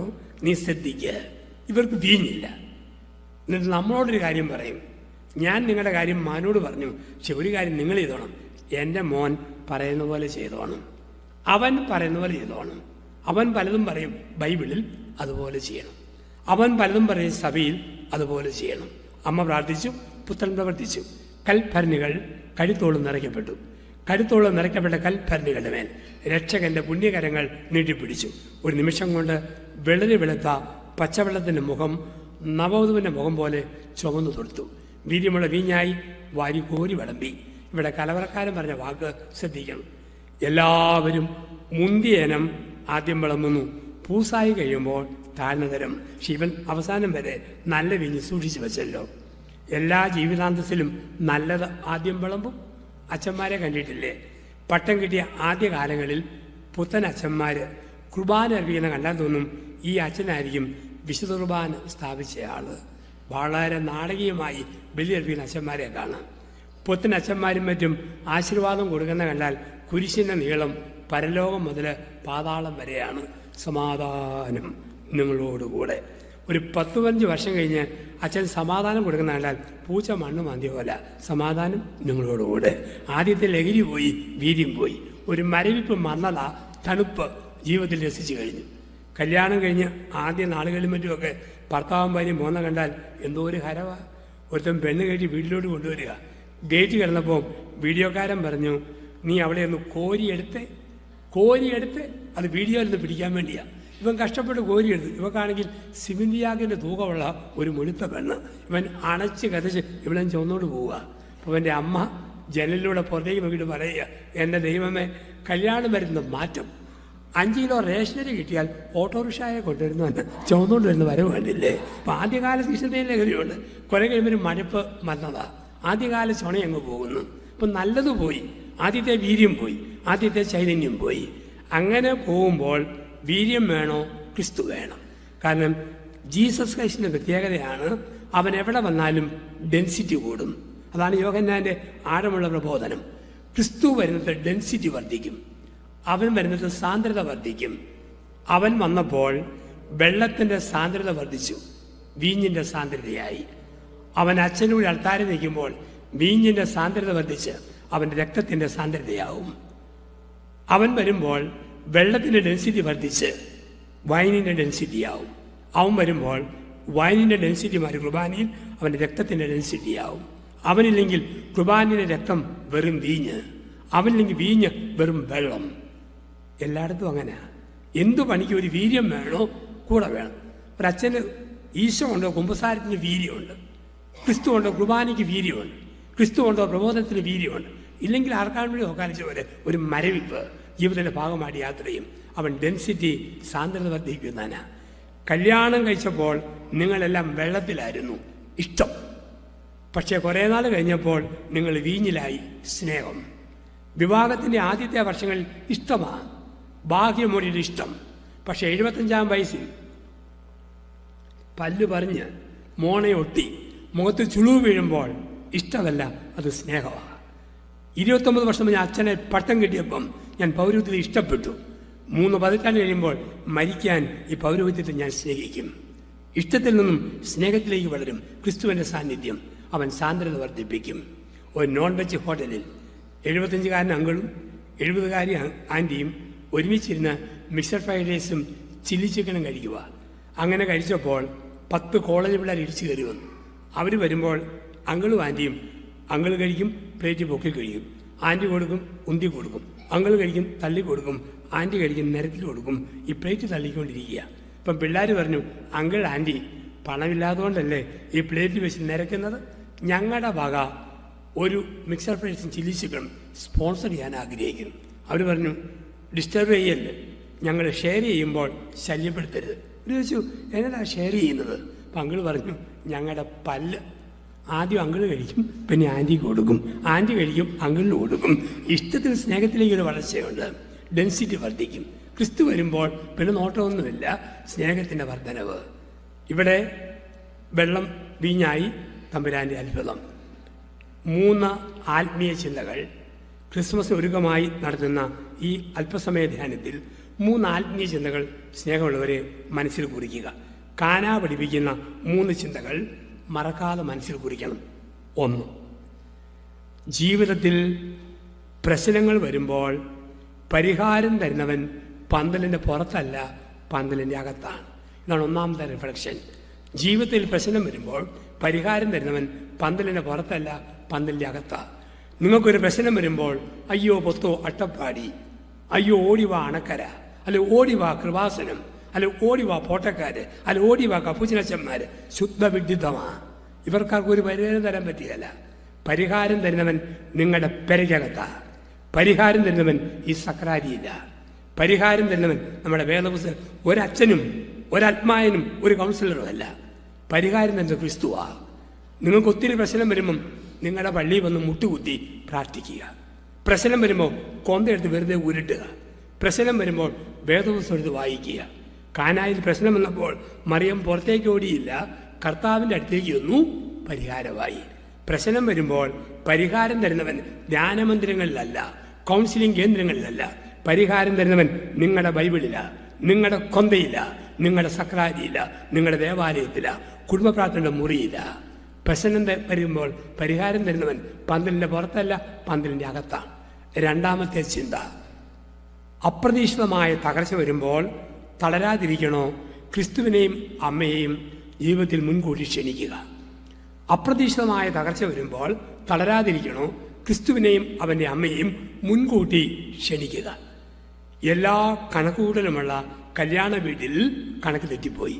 പക്ഷെ പിടിച്ചിരിക്കാൻ പറ്റിയത് യേശുവും അമ്മയുണ്ടായിട്ട്. ഞാൻ കണക്ക് കൂടുന്നു, ഇങ്ങനെ പോയാൽ ഒരു 10 വർഷം കൂടി ധ്യാനിപ്പിച്ച് നടക്കാം. പെട്ടെന്ന് ഒരു സ്ട്രോക്ക്, പെട്ടെന്ന് സ്വരം അങ്ങ് അടഞ്ഞു, തളർന്നു പോകും. തളരാതിരിക്കണോ ക്രിസ്തു എൻ്റെ ഹൃദയത്തിൽ വേണം, അമ്മ എൻ്റെ കൂടെ വേണം. മക്കളെക്കുറിച്ച് വലിയ പദ്ധതി മെനഞ്ഞോട് വന്നു. അപ്രതീക്ഷിതമായ മക്കളിലൂടെ തകർച്ച വരുമ്പോൾ അപ്പനമ്മയും തളരാതിരിക്കണോ ക്രിസ്തു കുടുംബത്തിൽ വേണം, ക്രിസ്തു മനസ്സിൽ വേണം. എല്ലാ സമ്പത്തും കരുതി വന്നപ്പോൾ പെട്ടെന്നൊരു സാമ്പത്തിക ചോർച്ച, ജോലിക്കൊരു ഷോക്ക്, പിടിച്ചിരിക്കാൻ പറ്റണോ ക്രിസ്തു വേണം. ക്രിസ്തുവിനെ അവൻ്റെ അമ്മയും മുൻകൂട്ടി ക്ഷണിച്ചാൽ ജീവിതത്തിൽ എന്ത് പ്രതിസന്ധി വന്നാലും പിടിച്ചു നിൽക്കാൻ പറ്റും. മൂന്നാമതൊരു ആത്മീയ ചിന്ത കൂടെയുണ്ട്. ഒഴിച്ചു കളയുന്ന വെള്ളം കുടിച്ചു തീർക്കുന്ന വീഞ്ഞായി മാറ്റണോ ക്രിസ്തു വീട്ടിൽ വേണം. ഒഴിച്ചു കളയുന്ന വെള്ളം കുടിച്ചു തീർക്കുന്ന വീഞ്ഞായി മാറ്റണോ ക്രിസ്തു കുടുംബത്തിൽ വേണം. കാനായിൽ 6 ഭരഞ്ഞ വെള്ളം ഒഴിച്ചു കളയുന്ന വെള്ളം, അളവ് 2 3. 2 3 എന്നതിൻ്റെ മലയാള വ്യാഖ്യാനം 75 ലിറ്റർ. 75 ലിറ്റർ കൊള്ളുന്ന 6 ഭരണി വെള്ളം. പക്ഷെ ക്രിസ്തു വന്നോട്ടപ്പോൾ ഒഴിച്ചു കളയുന്ന വെള്ളം കുടിച്ചു തീർക്കുന്ന വീഞ്ഞായി മാറി. അമേരിക്കയിലെ മലയാളി സമൂഹത്തിന് ഒഴിച്ചു കളയുന്ന വെള്ളം ഒത്തിരിയാണ്. ആവശ്യമില്ലാത്ത മുഴുപ്പിൽ മന്ദൻ കെട്ടിടങ്ങൾ നാട്ടിൽ പണിതിട്ടിട്ട് അത് പാറ്റായും പല്ലിയും അരണയും ഓന്തും കളിക്കളമാക്കി മാറ്റുമ്പോൾ ആ വീട് ഒഴിച്ചു കളയുന്ന വെള്ളമാണ്. കുഞ്ഞുങ്ങളുടെ ഒരു ബിട്രോത്തൽ, വിവാഹം, എന്തെങ്കിലും പ്രോഗ്രാമിന് വെറുതെ കള്ളും കുടിയും ഘോഷവും വെക്കുമ്പോൾ ഒഴിച്ചു കളയുന്ന വെള്ളം ഞാൻ കണ്ടു. സ്വർണത്തിൻ്റെ പീലി കൊണ്ട് സാരി തയ്പ്പിച്ച് പിടിച്ചിട്ട് കല്യാണം കഴിച്ചതിൻ്റെ 4-ാം ദിവസം ആ സ്വർണ്ണ സാരിയായിട്ട് ഡൈവോഴ്സിനായിട്ട് ഞാൻ സാക്ഷ്യം വഹിച്ചിട്ടുണ്ട്. ഇത്രയുള്ള ഈ ഓളങ്ങൾ, വെറുതെ ഓളം വന്നോ ശാപം പറ്റി വെക്കത്തേ ഉള്ളൂ. ആവശ്യമില്ലാത്ത ചെരുപ്പ്, ആവശ്യമില്ലാത്ത വസ്ത്രം, ആവശ്യമില്ലാത്ത സ്വർണം, ആവശ്യമില്ലാത്ത കള്ള്, ആവശ്യമില്ലാത്ത വീടിൻ്റെ മുഴുപ്പ്, ആഡംബരങ്ങൾ, അത് ഒഴിച്ചു കളയുന്ന വെള്ളമാണ്. പക്ഷെ ക്രിസ്തു വരുമ്പോൾ അത് കുടിച്ചു നിൽക്കുന്ന വീഞ്ഞായി മാറും. ഒരു വലിയ കല്യാണം നടത്തുമ്പോൾ ഒരു പാവപ്പെട്ട പെൺകുട്ടിയെ കല്യാണം കഴിക്കാൻ വേണ്ടി അല്പം പൈസ കൊടുക്കുമ്പോൾ ഒഴിച്ചു കളയുന്ന വെള്ളം കുടിച്ചു തീർക്കുന്ന വീഞ്ഞായി മാറും. നാട്ടിൽ ഒരു മുഴുത്ത കെട്ടിടം പണിയുമ്പോൾ ഒരു പാവപ്പെട്ടവൻ്റെ പേരെ നന്നാക്കി കൊടുത്താൽ ഒഴിച്ചു കളയുന്ന വെള്ളം കുടിച്ചു തീർക്കുന്ന വീഞ്ഞാവും. ഇഷ്ടം പോലെ ആഭരണവും ചെരുപ്പും സാരിയും മേടിക്കുമ്പോൾ ഒരു കിഡ്നി പേഷ്യൻ്റ് ഡയാലിസിസിന് നാട്ടിൽ വരുമ്പോൾ 1000 രൂപ കൊടുത്താൽ ഒഴിച്ചു കളയുന്ന വെള്ളം കുടിച്ചു തീർക്കുന്ന വീഞ്ഞായി മാറും. അത് മാറണമെങ്കിൽ ക്രിസ്തു വരണം. ക്രിസ്തു വരുമ്പോൾ ക്വാളിറ്റിയിൽ മാറ്റം വരും. തീർച്ചയായിട്ടും കാനായിൽ ഒരു വഴക്കുണ്ടായി. ആ വഴക്കിൻ്റെ കാരണം യോഹന്നാൻ എഴുതിയില്ല. കാരണം വഴക്കെഴുതിയാൽ ബൈബിളിൻ്റെ സ്റ്റാൻഡേർഡ് പോവും, ഈട് പോവും. യോഹന്നാൻ വിട്ടു കളഞ്ഞിട്ടുണ്ട്. എന്താണ് വഴക്ക്? കാനായിലെ വഴക്ക് ഏറ്റവും കരുതലുള്ള കല്യാണ വീട്ടിൽ വീഞ്ഞു തീരാൻ കാരണക്കാരാര്? തീർച്ചയായിട്ടും ഭാര്യ പറഞ്ഞു വീട്ടുകാരനോട്, താൻ അരക്കന പിശുക്കനാന്ന്. കല്യാണം കഴിഞ്ഞ നാളുകളിൽ എനിക്ക് മനസ്സിലായതാ. 100 ചോദിച്ചാൽ 80 രൂപ, 50 ചോദിച്ചാൽ 35 രൂപ. എൻ്റെ പിശുക്ക, നമ്മുടെ മകളുടെ കല്യാണ ദിവസം ഈ പിശുക്കൻ്റെ പണി കാണിച്ചത് മഹാമോശമായി. ഭാര്യ ഭർത്താവിനെ കുറ്റപ്പെടുത്തി. മോള് പറഞ്ഞു, അപ്പൻ ലുപ്തന അരക്കനാന്ന്. അമ്മയും നാട്ടുകാരും പറഞ്ഞു. വിശ്വാസം വന്നില്ല. എന്നാലും എൻ്റെ കല്യാണ ദിവസം ഈ ഉരുന്തൻ്റെ പണി കാണിച്ചത് മഹാമോശമായിപ്പോയി. മോൾ അപ്പനെ കുറ്റപ്പെടുത്തി. വിളമ്പുന്നവർ പറഞ്ഞു, എന്നാ ഒരു തന്തയാ, 500 വയറന്മാരെ വിളിച്ചിട്ട് 50 ഗ്ലാസ് വീഞ്ഞ് വിളമ്പിക്കോ ഒപ്പിച്ചോ വിളമ്പിക്കോ, എങ്ങനെ ഒപ്പിക്കാനാ? വേറെ ചില പറഞ്ഞു, വിളമ്പുന്നമ്മയുടെ കുഴപ്പമാണ്. അവർ 1 ഗ്ലാസ് വിളമ്പും, അടുത്തത് മോന്തും, പിന്നത്തേത് വിളമ്പും, അടുത്തത് മോന്തും. അതിൻ്റെ തെളിവുണ്ട്. വെള്ളം വീഞ്ഞാക്കി വിളമ്പിയിട്ട് പറഞ്ഞത് എന്താ? ആദ്യത്തേതിനേക്കാൾ മുന്തിയ ഇനം ഇതാണല്ലോ എന്ന് പറയണമെങ്കിൽ ആദ്യത്തേത് മോന്തിയിട്ടിരിക്കുകയാണ്, ഇത് മുന്തിയതാണല്ലോ എന്ന് പറയണമെങ്കിൽ. കാനായിലെ വീട്ടിൽ കുറച്ച് പെണ്ണുങ്ങളുണ്ടായിരുന്നു, നമ്മുടെയൊക്കെ മുൻഗാമികളായ പെണ്ണുങ്ങൾ. അവരും ഒരു കമൻറ്റ് പറഞ്ഞു. അവരിങ്ങനെ പറഞ്ഞു, എൻ്റെ തമ്പുരാനെ, ഒരു തുള്ളി കുടിച്ചില്ലേലും വേണ്ടിയല്ല, ഇവിടുത്തെ പെമ്പന്നത്തിൻ്റെ ഗമ ഒന്ന് തീർന്നു കിട്ടിയല്ലോ, ഇത്രയും കണ്ടാൽ മതി. പക്ഷേ കാനായിൽ ഒരമ്മയുണ്ട്. സങ്കടങ്ങളുടെ സപ്തസാഗരങ്ങൾ നീന്തിക്കറിയ അമ്മ. അമ്മയ്ക്കറിയാം പ്രശ്നക്കാരെ കണ്ടുപിടിച്ചാൽ പരിഹാരമില്ല, പരിഹാരം തരുന്നവനെ കണ്ടുപിടിക്കണം. അമ്മ പറഞ്ഞു, മോനെ വീഞ്ഞില്ല. ആ നിമിഷം പരിഹാരമായി. ജീവിതത്തിൽ പ്രതിസന്ധി വരുമ്പോൾ ഈശോയോട് സമർപ്പിക്കുക. അവന് ഗുണമേന്മയുടെ മേൽ അധികാരം. Is power over quality. ഗുണമേന്മയുടെ മേൽ അധികാരമുള്ളവൻ യേശു. 2, ഈസ് പവർ ഓവർ ഡിസ്റ്റൻസ്. ദൂരത്തിൻ്റെ മേൽ അധികാരമുള്ളവനാണ് യേശു. ദൂരത്തിൻ്റെ മേൽ യോഹന്നാന്റെ സുവിശേഷത്തിൽ നമ്മൾ കാണുന്നു, 4-ാം അധ്യായത്തിൽ ദൂരത്തിൻ്റെ മേൽ അധികാരമുള്ള യേശുവിനെ മനോഹരമായി യോഹന്നാൻ അവതരിപ്പിക്കുന്നു. 4-ാമത്തെ അധ്യായത്തിൽ 46 മുതലുള്ള വാക്യങ്ങൾ, 43 മുതൽ തുടർന്നുള്ള വാക്യങ്ങൾ. യോഹന്നാൻ 4:43 മുതൽ. ശതാധിപൻ വഴിയിൽ വെച്ച് പ്രാർത്ഥിച്ചു, വീട്ടിൽ കിടന്ന പുത്രൻ സുഖപ്പെട്ടു. Is power over distance. അമേരിക്കയിലെ ഡാളസിലിരുന്ന് നിങ്ങൾ പ്രാർത്ഥിക്കുമ്പോൾ അങ്ങ് ദൂരെ കോട്ടയത്ത് ദൈവത്തിൻ്റെ അത്ഭുതം. ഒരമ്മ പരിചയത്തിരുന്ന് പ്രാർത്ഥിക്കുമ്പോൾ അങ്ങ് ദൂരെ ഹോസ്റ്റലിൽ നിൽക്കുന്ന കുട്ടിയിൽ ദൈവത്തിൻ്റെ അത്ഭുതം. ഒരപ്പൻ പ്രാർത്ഥിക്കുമ്പോൾ അങ്ങ് ദൂരെയുള്ള ഭാര്യയിൽ അത്ഭുതം. മക്കൾ പ്രാർത്ഥിക്കുമ്പോൾ അങ്ങ് അകലെയുള്ള മാതാപിതാക്കളിൽ ദൈവത്തിൻ്റെ അത്ഭുതം. കാരണം ദൂരത്തിൻ്റെ മേൽ അധികാരമുള്ളവൻ യേശു. നമ്മുടെ എല്ലാ മധ്യസ്ഥ പ്രാർത്ഥനയുടെയും ഫലവത ദൂരത്തിൻ്റെ മേൽ അധികാരമുള്ള യേശു കടന്നു വന്ന് പ്രവർത്തിക്കുകയാണ്. ശതാധിപൻ വഴിയിൽ വെച്ച് പ്രാർത്ഥിച്ചപ്പോൾ വീട്ടിൽ അത്ഭുതം. ജർമ്മനിയിൽ ഒരു വലിയ സിറ്റിയുണ്ട്, മ്യൂണിക്. എൻ്റെ കൂടെയുള്ള 3 അച്ഛന്മാർ അവിടെ ജോലി ചെയ്തു. അവിടെ 100 മൈൽ ദൂരം മറ്റൊരു സ്ഥലമുണ്ട്, അൾട്ടുവീറ്റിംഗ്. അവിടെ ചെന്നാൽ വേളാങ്കണ്ണിപ്പള്ളി പോലുള്ള മരിയൻ ഷൈനാണ്. സെപ്റ്റംബർ 8-ന് 10 ലക്ഷത്തോളം ആൾക്കാർ ജർമ്മനിയിൽ മാറി മാറി വരുന്ന സ്ഥലമാണ് അൾട്ടുവീറ്റിംഗ്, മരിയൻ ഷ്രൈൻ. 125 വർഷങ്ങൾക്ക് മുമ്പ് കപ്പുച്ചിൻ സഭാംഗങ്ങളാണ് അവിടെ താമസിക്കുക. അവിടെ വലിയൊരു മരിയൻ ഷൈൻ പണിയാൻ ബിഷപ്പ് ആവശ്യപ്പെട്ടു. കപ്പുച്ചിനാശ്രമ സുപ്പീരിയർക്ക് അധികാരം കൊടുത്തു പണം പിരിച്ച് പള്ളി പണിയുക. പകുതി വരെ ഭംഗിയായിട്ട് നടന്നപ്പോൾ കോവിഡ് പോലെ ഒരു മഹാവ്യാധി വരികയും സാമ്പത്തിക മാന്ദ്യമാവുകയും ചെയ്തു. പണി പൂർത്തിയാക്കാൻ അച്ഛന് പറ്റിയില്ല. പലരോട് കടം മേടിച്ച് എഴഞ്ഞും വരഞ്ഞും പണി നീങ്ങുമ്പോൾ ഒരു സമ്പന്നനായ മനുഷ്യൻ പറഞ്ഞു, എന്തിനാ പലരോട് കടം മേടിക്കുന്നത്? നിങ്ങളുടെ ഇടയിൽ നിന്നും അടുത്ത കാലത്ത് മരിച്ച ഒരു കപ്പുച്ചിൻ സന്യാസി ഉണ്ടല്ലോ. അപ്പം കൊൺറാടെന്ന് പറയുന്ന ഒരു കപ്പുച്ചിൻ സന്യാസി, താടിമീശ നീട്ടിപ്പെടുത്തിയ ഒരു കപ്പുച്ചിൻ സന്യാസി, അദ്ദേഹത്തിൻ്റെ കല്ലറയിൽ ചെന്ന് ഒന്ന് പ്രാർത്ഥിക്കുക. അദ്ദേഹം വിശുദ്ധനാണെന്ന് ഞങ്ങളൊക്കെ വിശ്വസിക്കുന്നു. ഞങ്ങൾക്ക് ബന്ധിങ്ങവും കൊന്തയും മെഡലും ഓതി തന്നു. ഞങ്ങളുടെ കുഞ്ഞുങ്ങൾക്ക് വേണ്ടി പ്രാർത്ഥിച്ച ആളാണ്. വിശുദ്ധനാണെന്ന് ഞങ്ങൾ വിശ്വസിക്കുന്നു. പ്രാർത്ഥിക്കുക. പള്ളിപ്പണി പൂർത്തിയാക്കാനുള്ള പണം അദ്ദേഹം നിങ്ങൾക്ക് എത്തിച്ചു തരും. അച്ഛൻ ആശ്രമത്തിൽ വന്ന് ആശ്രമവാസികളോട് പറഞ്ഞു. ഒരാളുടെ പണം ചോദിച്ചപ്പോൾ ആ മനുഷ്യൻ ഇങ്ങനെയാണ് പറഞ്ഞത്. എല്ലാവരും ഒന്ന് കുലുങ്ങി ചിരിച്ചു. അത് കഴിഞ്ഞ് അച്ഛന് രാത്രി ഉറങ്ങാൻ പറ്റിയില്ല. തിരിഞ്ഞും പറഞ്ഞ് അച്ഛൻ ഇങ്ങനെ കിടക്കുക. രാത്രി 11:30 ഒരു ചിമ്മിനി വിളക്ക് എടുത്ത് 1 പർലം ദൂരെയുള്ള ആശ്രമ സിമിത്തേരിയിലേക്ക് അച്ഛൻ യാത്രയായി. കൊൺറാടെന്ന കപ്പുച്ചിൻ സന്യാസിയെ അടയ്ക്ക കല്ലറയ്ക്ക് ചെന്ന് പ്രാർത്ഥിച്ചു. കൊൺറാടെ, നീ സ്വർഗത്തിൽ വിശുദ്ധരുടെ കൂടെ ആണെങ്കിൽ പള്ളിപ്പണി പൂർത്തിയാക്കാനുള്ള കാശ് നീ തന്നെ ഒപ്പിച്ചു തരണം. അങ്ങനെ പണി പൂർത്തിയായാൽ നിന്നെ വിശുദ്ധരെന്ന് വിളിക്കാൻ എന്തെല്ലാം എനിക്ക് ചെയ്യാൻ പറ്റുമോ അതെല്ലാം ഞാനും ചെയ്യും. ഒരു ധാരണയിൽ പാതിരാത്രി തിരിച്ചു വന്ന് കടന്നു. ദിവസം രാവിലെ കുർബാന കഴിഞ്ഞു, കാപ്പൂടി കഴിഞ്ഞ് അച്ഛൻ പത്രം വായിക്കുമ്പോൾ മണി മുഴങ്ങി. മണി നോക്കുന്ന ജോലിക്കാരൻ എന്ന് പറഞ്ഞു, അച്ഛനെ കാണാൻ വേണ്ടി ഒരാൾ കുതിരപ്പുറത്ത് വന്നിരിക്കുന്നു. അച്ഛൻ ചെല്ലുമ്പോൾ ഒരു പ്രഭുകുമാരൻ 100 മൈൽ ദൂരെ മ്യൂണിക്കിൽ നിന്ന് അട്ടുവീറ്റിങ് വെളുപ്പിനെ കുതിരപ്പുറത്തെത്തി. അവൻ പറഞ്ഞു, എൻ്റെ അപ്പൻ മ്യൂണിക്കിലെ ഏറ്റവും സമ്പന്നനായ പ്രഭു. കോടാനുകോടി വിലയുള്ള സ്വർണ്ണ ബിസ്ക്കറ്റുകളും നാണയങ്ങളും അപ്പൻ ശേഖരിച്ചു വെച്ചു. ചണത്തിന് ചാക്ക് കെട്ടി ഇത്രയും വലിയ നിധി സൂക്ഷിച്ചു വെച്ചു. മരിയെന്നേരം എൻ്റെ അപ്പം പറഞ്ഞു, ഏതെങ്കിലും ഒരു കത്തോലിക്ക പള്ളി മാതാവിൻ്റെ നാമത്തിൽ പണിയുന്നുണ്ടെങ്കിൽ അവിടെ പണം കിട്ടിയില്ലെങ്കിൽ ഈ പണം നീ അവിടെ എത്തിക്കണം.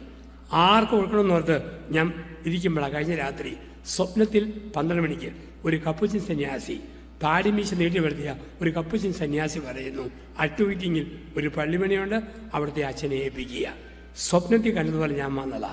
പ്രാർത്ഥിച്ചതോ 100 മൈൽ ദൂരെ അട്ടുവീറ്റിങ്ങിൽ.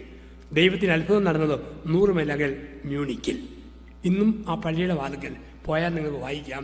ഈ ചരിത്രം കൃത്യമായി എഴുതി വച്ചിരിക്കുന്നു. ജീവിതത്തിൽ ദൂരത്തിൻ്റെ മേൽ അധികാരമുള്ള ക്രിസ്തുവുണ്ട്. ആ ക്രിസ്തുവാണ് നമ്മുടെ പ്രാർത്ഥനകൾക്ക് ഉത്തരം തരിക. നിത്യപുരോഹിതനായ ഈശോയെ അങ്ങേ ദാസരായ വൈദികർക്ക് ഒരാപത്തും വരാതെ കാക്കണമെന്ന് ഡാളസിലെ ഇവിടെ ഇരുന്ന് നിങ്ങൾ പ്രാർത്ഥിക്കുമ്പോൾ അനേക ലക്ഷം വൈദികർ പോറലില്ലാതെ പരിക്ക് പറ്റാതെ ശുശ്രൂഷ പൂർത്തിയാക്കും. ഫിലിപ്പൈൻസിൽ ഭൂമികുലുക്കം വരുമ്പം ഇവിടെ ഇരുന്ന് പ്രാർത്ഥിക്കണം, ദൈവമേ അവിടെ എത്തും. അമേരിക്കയിൽ ഇടയ്ക്കിടയ്ക്ക് വെടിവെപ്പ് വരുമ്പോൾ ഞങ്ങൾ നാട്ടിൽ നിന്ന് പ്രാർത്ഥിക്കും, കുഞ്ഞുങ്ങൾക്ക് ബോധം കൊടുക്കണമെന്ന്. അങ്ങനെ പ്രാർത്ഥിക്കുമ്പോൾ അത് എത്തുന്നൊരുറപ്പ്. ഞാൻ പറഞ്ഞില്ലേ, പ്രാർത്ഥന മഴ പെയ്യുന്നത് പോലെ ദൂരത്തിൻ്റെ മേൽ അധികാരമുള്ള യേശു. അപ്പം നിരാശപ്പെടരുത്, പ്രാർത്ഥിച്ചുകൊണ്ടിരിക്കുക. ദൈവം ഫലം തരും.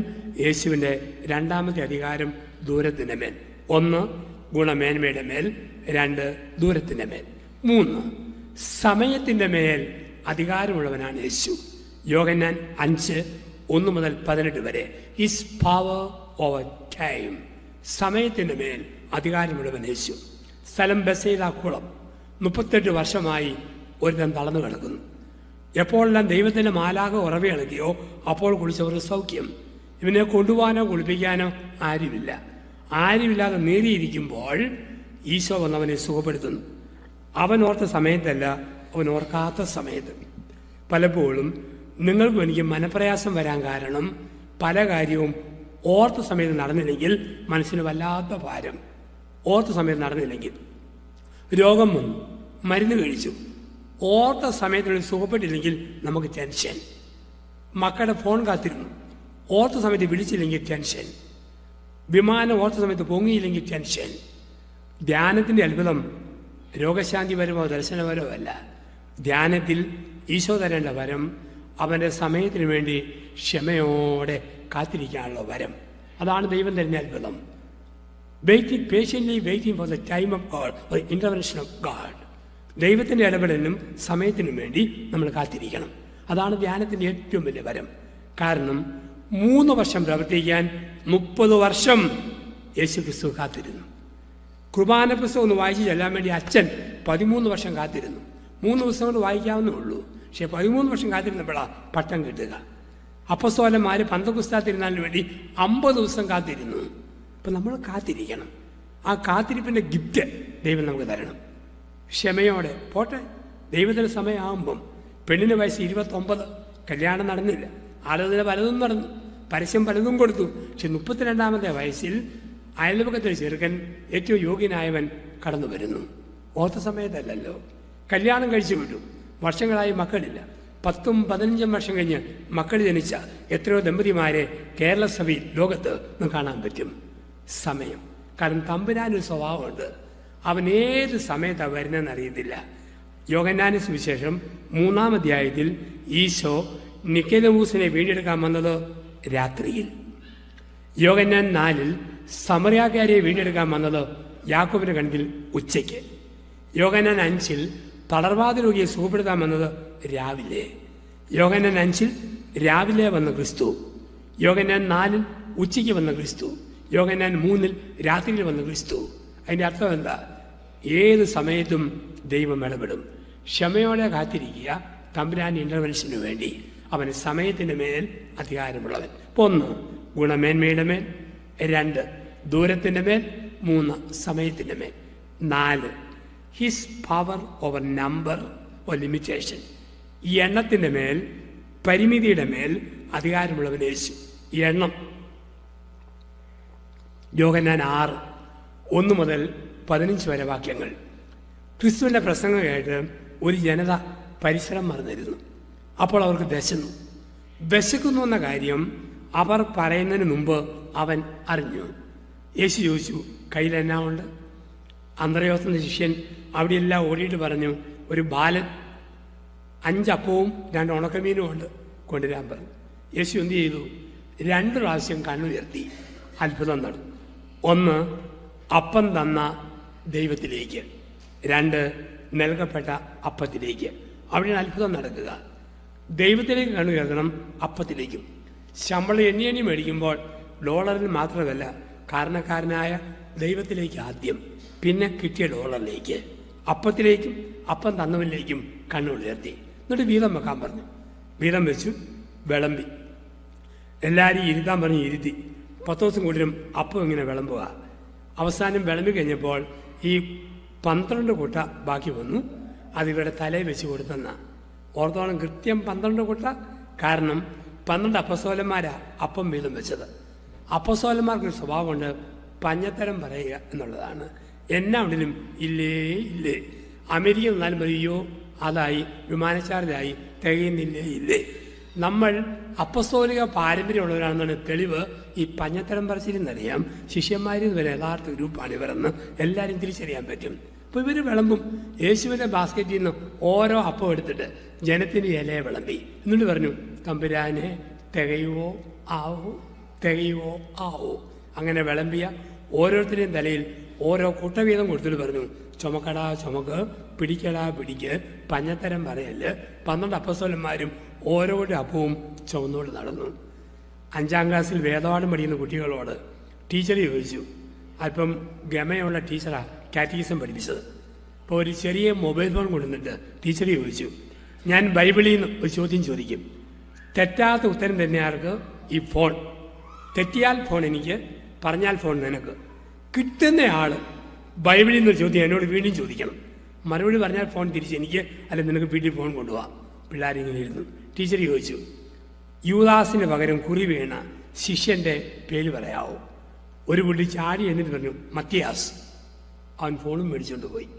ടീച്ചർ പറഞ്ഞു, നീ എന്നോട് ചോദിച്ചു, പറഞ്ഞില്ലേ ഫോൺ നിനക്ക്, പറഞ്ഞാൽ എനിക്ക്. ടീച്ചറിനെ തോൽപ്പിക്കാൻ പറ്റുമോ? അവൻ ദരിദ്രനാ. അവൻ അല്പം ചിന്തിച്ചിട്ട് ചോദിച്ചു, ടീച്ചറെ, യേശു ക്രിസ്തു 5 അപ്പം പങ്കുവെച്ചു, അവസാനം 5000 പേര് തിന്നില്ലേ? തിന്നു. ആ തിന്നോമാരുടെയൊക്കെ പേരൊന്ന് പറയാവോ? അതോടെ ഫോൺ പോയെന്നാണ്. അപ്പം നമുക്കറിയാം ചോദ്യങ്ങൾ. അപ്പം യേശുവിൻ്റെ 5 അപ്പം 5000 പേർ കൊടുക്കുന്ന യേശുവിൻ്റെ ചിത്രം നമ്മൾ കാണുന്നു. അത്ഭുതകരമായി നടക്കുന്ന ദൈവത്തിൻ്റെ അത്ഭുതം. ഇവിടെ സംഭവിച്ചത് എന്താ? 5 അപ്പത്തിൻ്റെ മേൽ യേശു 5 പ്രവൃത്തികൾ ചെയ്തു. അവിടെയാണ് അത്ഭുതം നടക്കുക. 5 അപ്പത്തിൻ്റെ മേൽ 5 പ്രവൃത്തികൾ ചെയ്തു. 1 എടുത്തു, 2 ഉയർത്തി, 3 വാഴ്ത്തി, 4 മുറിച്ചു, 5 കൊടുത്തു. 5 അപ്പത്തിൻ്റെ മേൽ യേശുവിൻ്റെ 5 പ്രവൃത്തികൾ. എടുത്തു, ഉയർത്തി, വാഴ്ത്തി, മുറിച്ചു, കൊടുത്തു. ഇത് നമുക്ക് സംഭവിക്കണം. സന്ധ്യാപ്രാർത്ഥനയുള്ള കുടുംബത്തിൽ, കൊന്ത ചെല്ലുന്ന കുടുംബത്തിൽ, ഒരുമിച്ച് പ്രാർത്ഥിക്കുന്ന കുടുംബത്തിൽ, ശാലോം, ഗുഡ്നസ്, ഷക്കേന, നമ്മുടെ സഭയുടെ ചാനലുകൾ അത് കാണുമ്പോൾ യേശു നമ്മളെ എടുത്ത് ഉയർത്തും. വിശുദ്ധ കുമ്പസാരവും കുർബാനയും നടത്തുമ്പോൾ അവൻ നമ്മളെ മുറിച്ചു കൊടുക്കും. അതിനിടയ്ക്കൊരു കാര്യം നടക്കണം, വാഴ്ത്തി.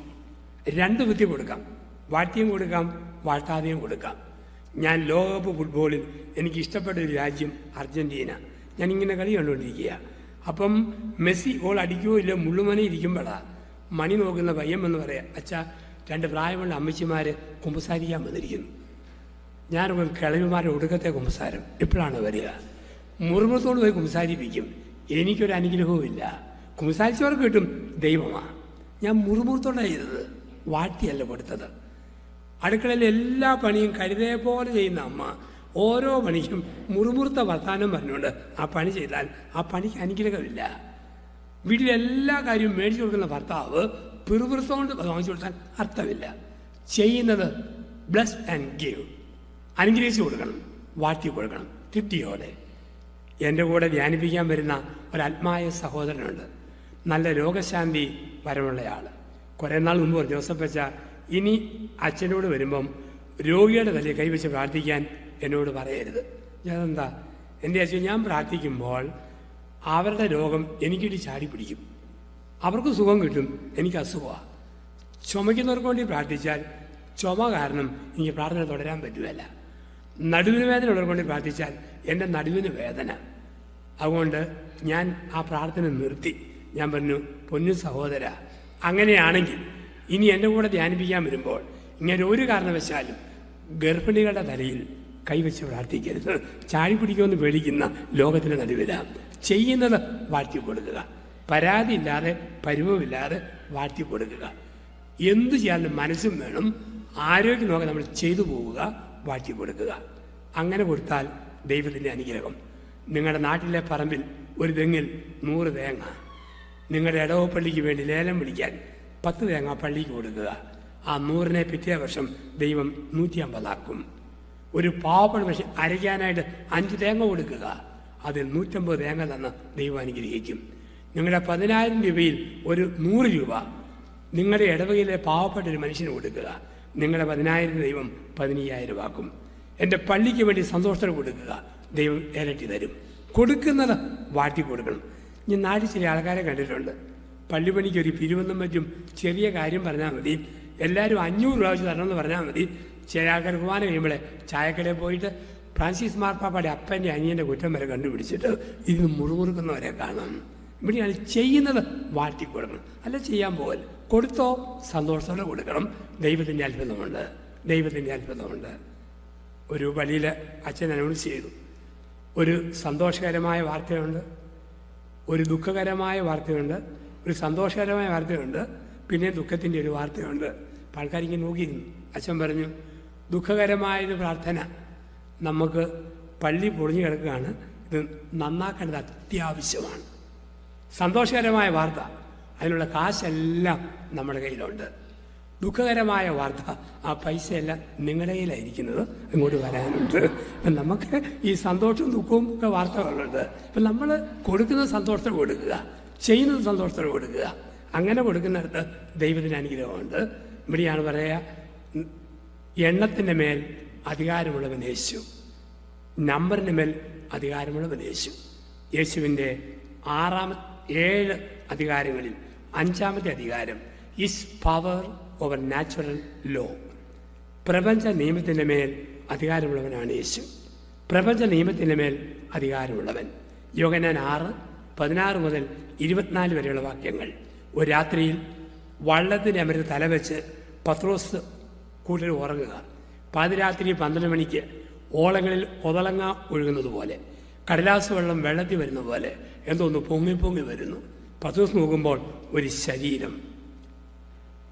സയൻസിന് ഒരു തിയറിയുണ്ട്, ഫിസിക്സിൻ്റെ തിയറിയാണ് the osmosis theory. Osmosis theory എന്ന് പറഞ്ഞാൽ ഡെൻസിറ്റി കൂടിയത് ഡെൻസിറ്റി കുറഞ്ഞതിൽ നൊത്തിറങ്ങിപ്പോകും. അതാണ് ഓസ്മോസിസ് തിയറി. സാന്ദ്രത കൂടിയത് സാന്ദ്രത കുറഞ്ഞതിൽ നൊത്തിറങ്ങും. മനുഷ്യൻ്റെ ദേഹത്തിന് വെള്ളത്തേക്കാൾ ഡെൻസിറ്റി ഉണ്ട്, വെള്ളത്തിൽ മുങ്ങിപ്പോകും. കല്ലിന് വെള്ളത്തേക്കാൾ ഡെൻസിറ്റി ഉണ്ട്, വെള്ളത്തിൽ താന്നു പോകും. താഴാതെ പൊങ്ങിക്കിടന്നാൽ ഓസ്മോസിസ് തിയറി, ഫിസിക്സിൻ്റെ തിയറി യൂറ്റാനടിക്കുക. അല്ലെങ്കിൽ ഇത് ഭൂതവാ. പത്രോസിന് തോന്നി മിക്കവാറും ഇത് ഭൂതവാ. എന്നാ കണ്ടാലും ഉറക്കെ വിളിച്ചു വരുന്ന പത്രോസ് അലറിക്കൊണ്ട് പറഞ്ഞു, ഭൂതം ഭൂതം ഭൂതം വരുന്നേ. യേശു പറഞ്ഞു, പത്രോസ് ഇത് ഭൂതമല്ല, നിന്റെ ഭൂതകാലം കാണാപ്പാടം പഠിച്ച നിന്റെ ഗുരുവും കർത്താവുമാ. നിന്റെ അമ്മായിയമ്മയുടെ 105 ഡിഗ്രി പനി ഒറ്റ ടച്ചിന് പൊക്കി മാറ്റിയ നിന്റെ ഗുരുവും കർത്താവും. 5ൽ വേദപാഠം പഠിക്കുന്ന കുട്ടികളോട് ടീച്ചർ ചോദിച്ചു, അബ്രഹാമിന് മക്കളെ പ്രസവിച്ച 2 പെണ്ണുങ്ങളുടെ പേര് പറയാവോ? അവർ പറഞ്ഞു, സാറ, ആഗാർ. എന്നിട്ട് ചോദിച്ചു, മോശയുടെ ഭാര്യയുടെ പേര് പറയാവോ? അവർ പറഞ്ഞു, സിപ്പോറ. സെബദീപുത്രന്മാരുടെ പേര് യാക്കോബ്, യോഹന്നാൻ. പത്രോസിൻ്റെ അമ്മായിമ്മയുടെ പേര്.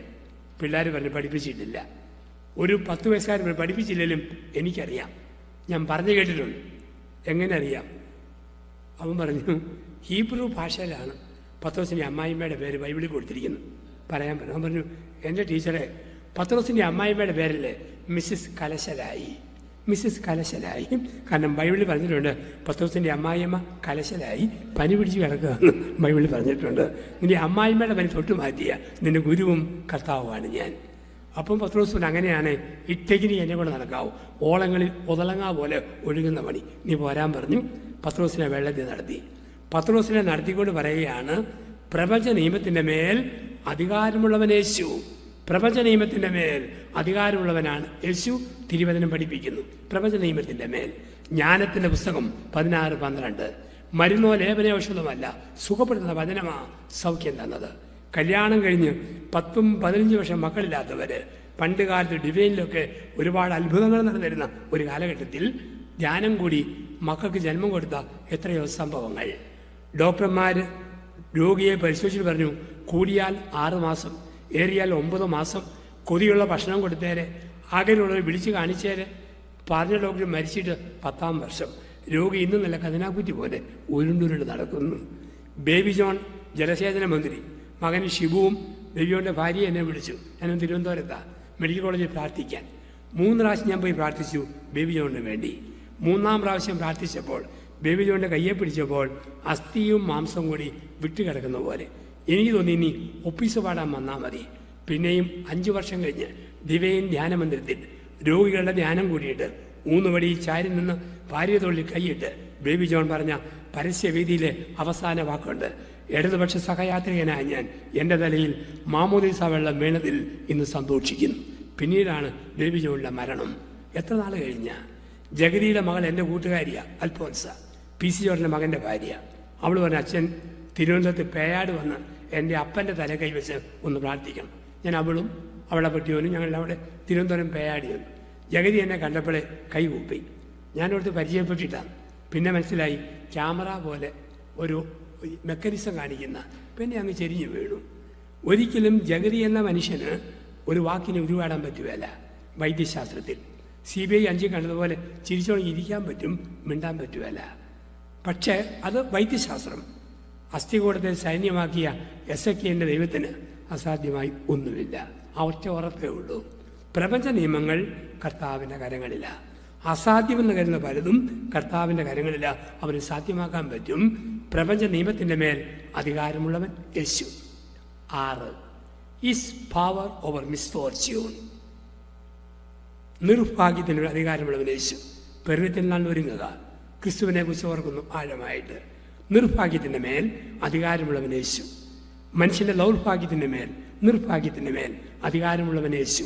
യോഹന്നാൻ 9:1-38 വരെ വാക്യങ്ങൾ. അന്ധനായ മനുഷ്യനെ കാണിച്ചിട്ട് ശിഷ്യന്മാർ ചോദിച്ചു, ഇവൻ അന്ധനായത് ആരുടെ കുറ്റം കൊണ്ടാണ്? ഇവൻ്റെ കുറ്റം കൊണ്ടാണോ ഇവൻ്റെ അപ്പനമ്മമാരുടെ കുറ്റം കൊണ്ടാണോ? പഴയ നിയമത്തിലെ ഒരു അന്ധവിശ്വാസം പുതിയ നിയമത്തിൽ ക്രിസ്തു തിരുത്തുകയാണ്. പഴയ നിയമത്തിൽ പറഞ്ഞു വെച്ചു, കാരണവന്മാരുടെ പാപത്തിന് മക്കൾ ശിക്ഷിക്കപ്പെടും. കാരണന്മാർ ഉഴപ്പിയാൽ മക്കളുടെ വഴിയും തെറ്റിപ്പോവും. പക്ഷെ ശിക്ഷയല്ലത്. കാരണന്മാരെ ഉഴപ്പി നടന്നാൽ മക്കളുടെ ജീവിതവും ഉഴപ്പി അടിച്ചു പോവും.